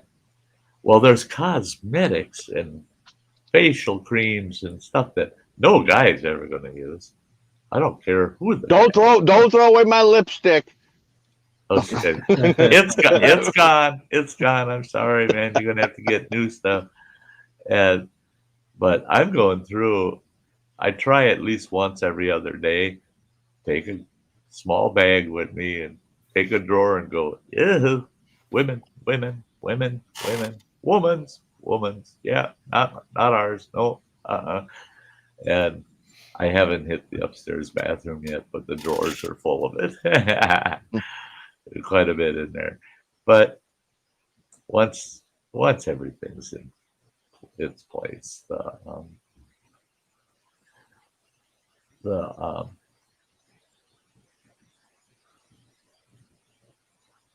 well, and luckily with the ex, a lot of for like the feminine hygiene supply stuff, she had hysterectomy, so she would keep supplies, just enough for friends that would come over. in Right. case Yeah. her lady friends Oh would need it. no! Yeah. Yeah, You're yeah, covered. You're covered. We got you yeah. covered. She's like, yep. Not only is the factory closed, but we tore it down. I don't need any of that. Yeah. Yeah. The Yeah, she was so happy about that because she wanted to have that done when she had her daughter at she was what 16 or 17 when she had her daughter. And and the doctor's like, well, you might want kids later, or your husband will want kids. And she's like, I don't care. I'm never having another kid again. And took 30 years before a doctor would agree to it. Yeah. That's it. They don't. There are a few doctors out there that will do young ladies, but not many. Not many. That's kind of the boat Allie's in right now. Is she don't want to have kids, but right. They won't shut things off for her. No.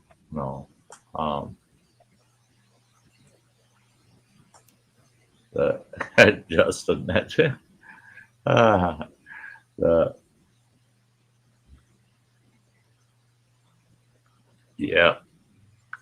so us bushcrafters, us old woodsmen, what we always say, if a lady has to put a bushfire out, the best thing she can do is tampon it. Yeah.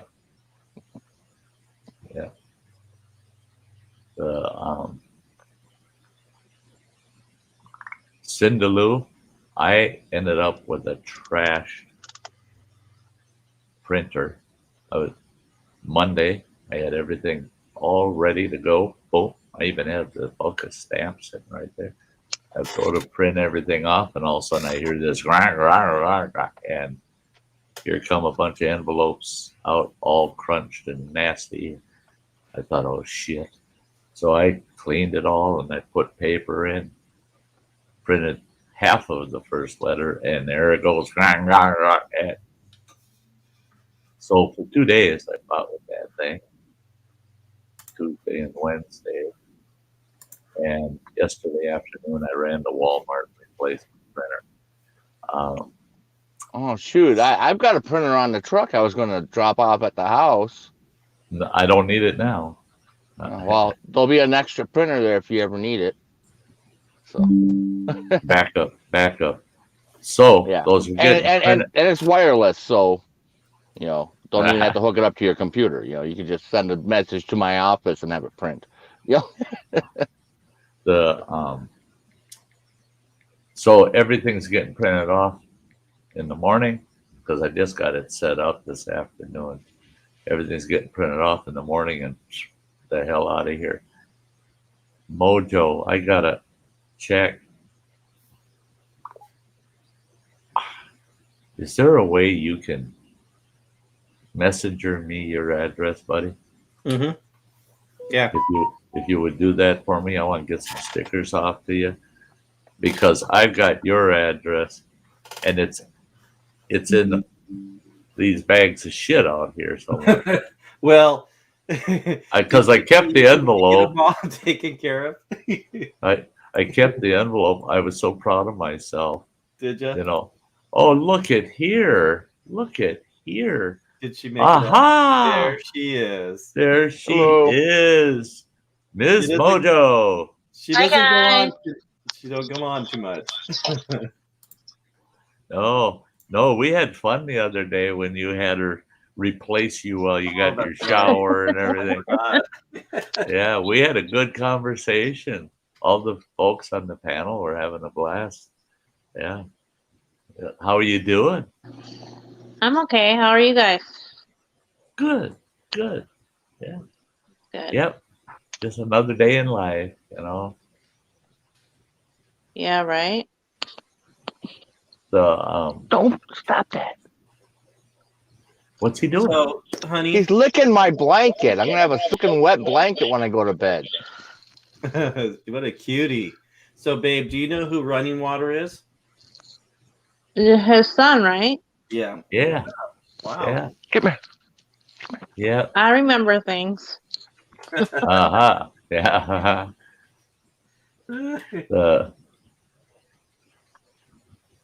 Yeah. looking quick now. I thought I had a clip of him and I. I got to get that clip we got on Facebook with you and I out at Camp WDF and get that. Well, thank you, Mojo. Yep. The Boy, what a cutie! You see his doggy back there, babe? No, I can't see nothing. Oh yeah, you're on your phone. Come here, Bean. Come here. We'll see you, Alexander. Yeah, take care, Alexander. Is he Oh, what a cutie! Look at that is baby. he Come on. Frenchie? Boston Terrier. Oh, Come on. oh, What a he's cute. cutie, honey! You see that? Come here. Oh, he looks cute. You don't want him in your lap. So, Bugger feels like he weighs 50 pounds. He's only, what, 20 some Stocky. pounds? Yeah, Probably 25. too. Hey, little buddy. He's so cute. Beating Beaner. Yeah, you guys. I just lost my my little buddy. What, a few days ago? It's been a few Oh days. no, the little guy. Yeah, my it little- was yeah, yesterday, I think, wasn't it, babe? Yeah, it was a couple Yeah. days. It's been a couple days now. So Oh, my heart yeah, goes the out little to you black guys. one. I don't know if you saw the little black one I had. Yeah, real The early biter. in. Yeah, I was looking at earlier videos of yours and I saw him. And Yeah, we lost 2 back to back. We had 5. We're down to 2 now. oh, Oh, Just old age. Found her. that I had 2 mascots out at my camp, my wilderness camp. Love both of them, man. It was odd because when I got divorced, my ex-wife took the 2 dogs, and I felt bad. I felt really bad because my youngest son didn't want dogs in his house because of his 2 cats. Because his cats didn't like dogs. And I told him, I said, my 2 dogs, they think cats are funny. They and actually I had a little pure blood Chihuahua and I had a Chihuahua Shih Tzu mix. And I said, the cats can beat the crap out of my 2 dogs, So no, he didn't want no dogs in the house. Well, my ex-wife took the 2 dogs and she just didn't want to deal with them or care for them.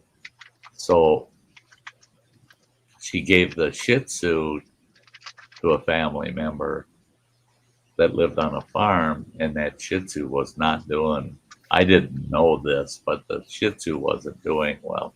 And she gave the Chihuahua away to some stranger. Oh no. Well, and I told her, that ain't right.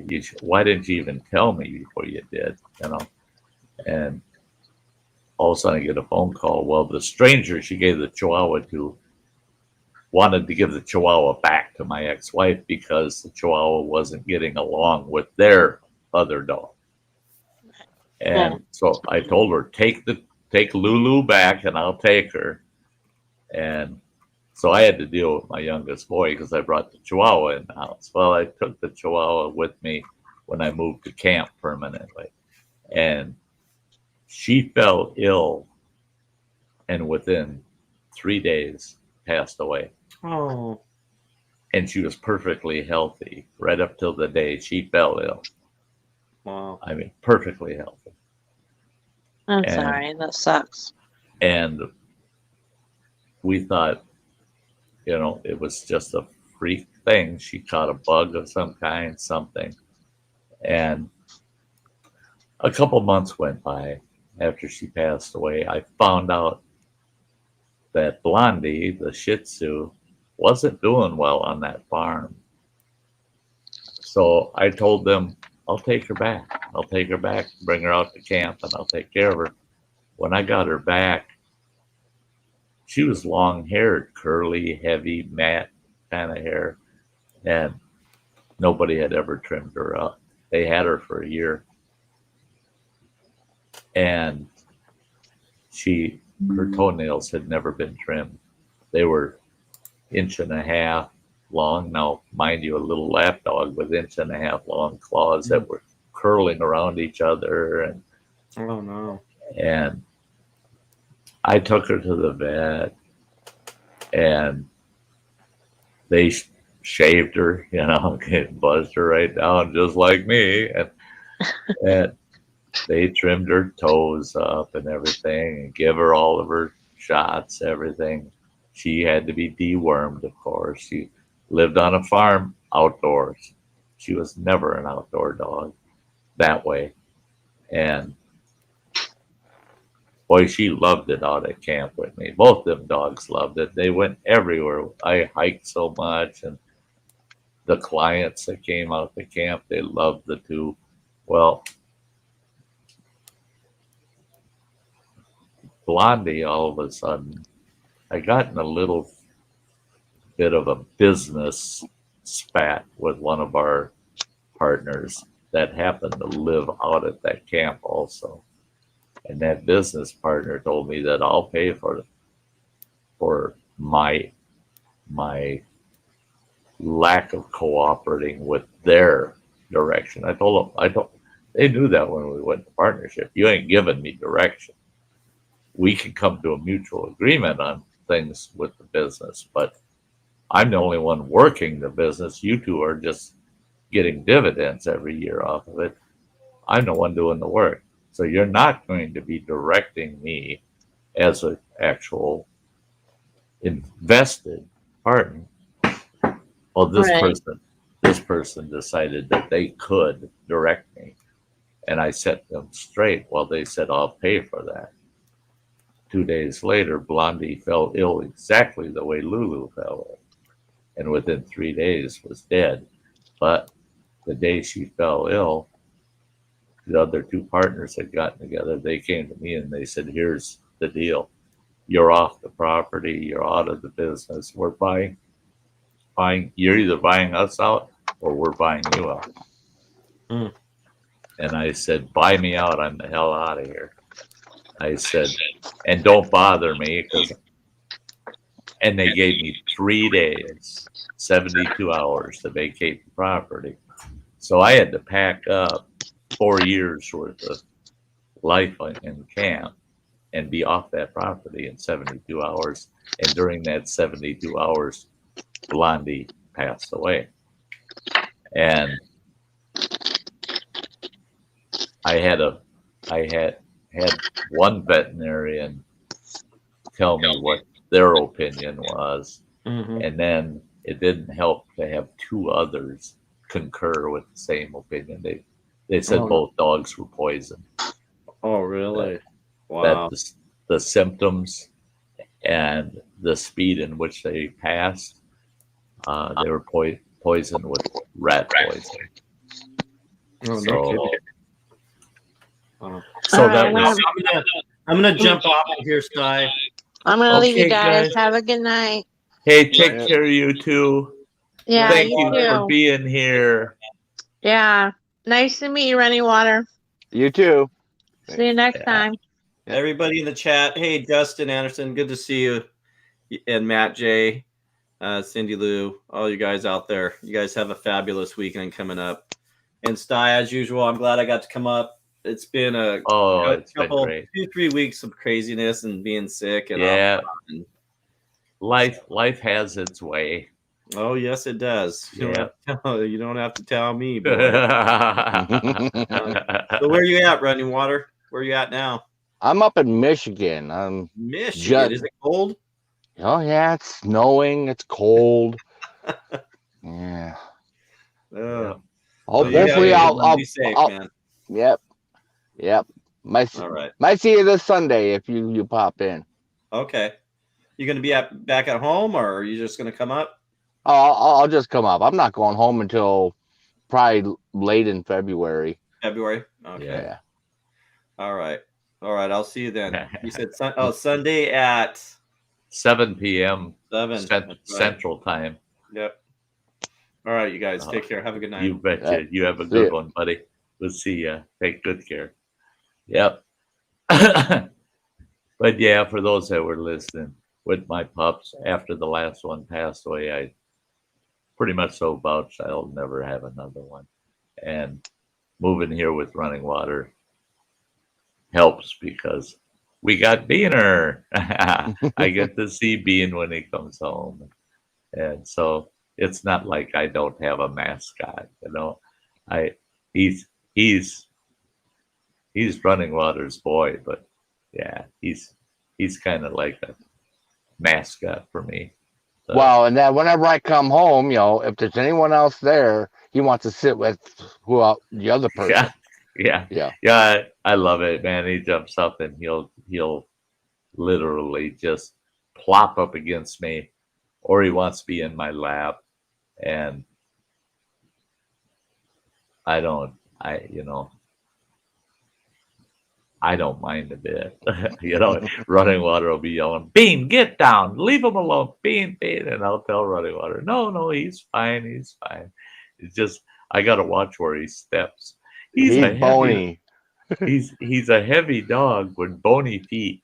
And if he steps in the wrong place on your lap, it can hurt. Yeah. If he's solid, there's no fat on him. Yeah, there's no fat on him at all. No, the only thing that wiggles is his tiny little tail. That's all that wiggles on him. Yeah. Usually, he doesn't have enough tail to wag, so he wags his whole butt. Yeah. When he gets excited, his whole butt's wagging. Yeah, because he's trying to wag that tail that ain't there. It's pretty good. It's cool. Yeah, he's a character. Keeps you interested.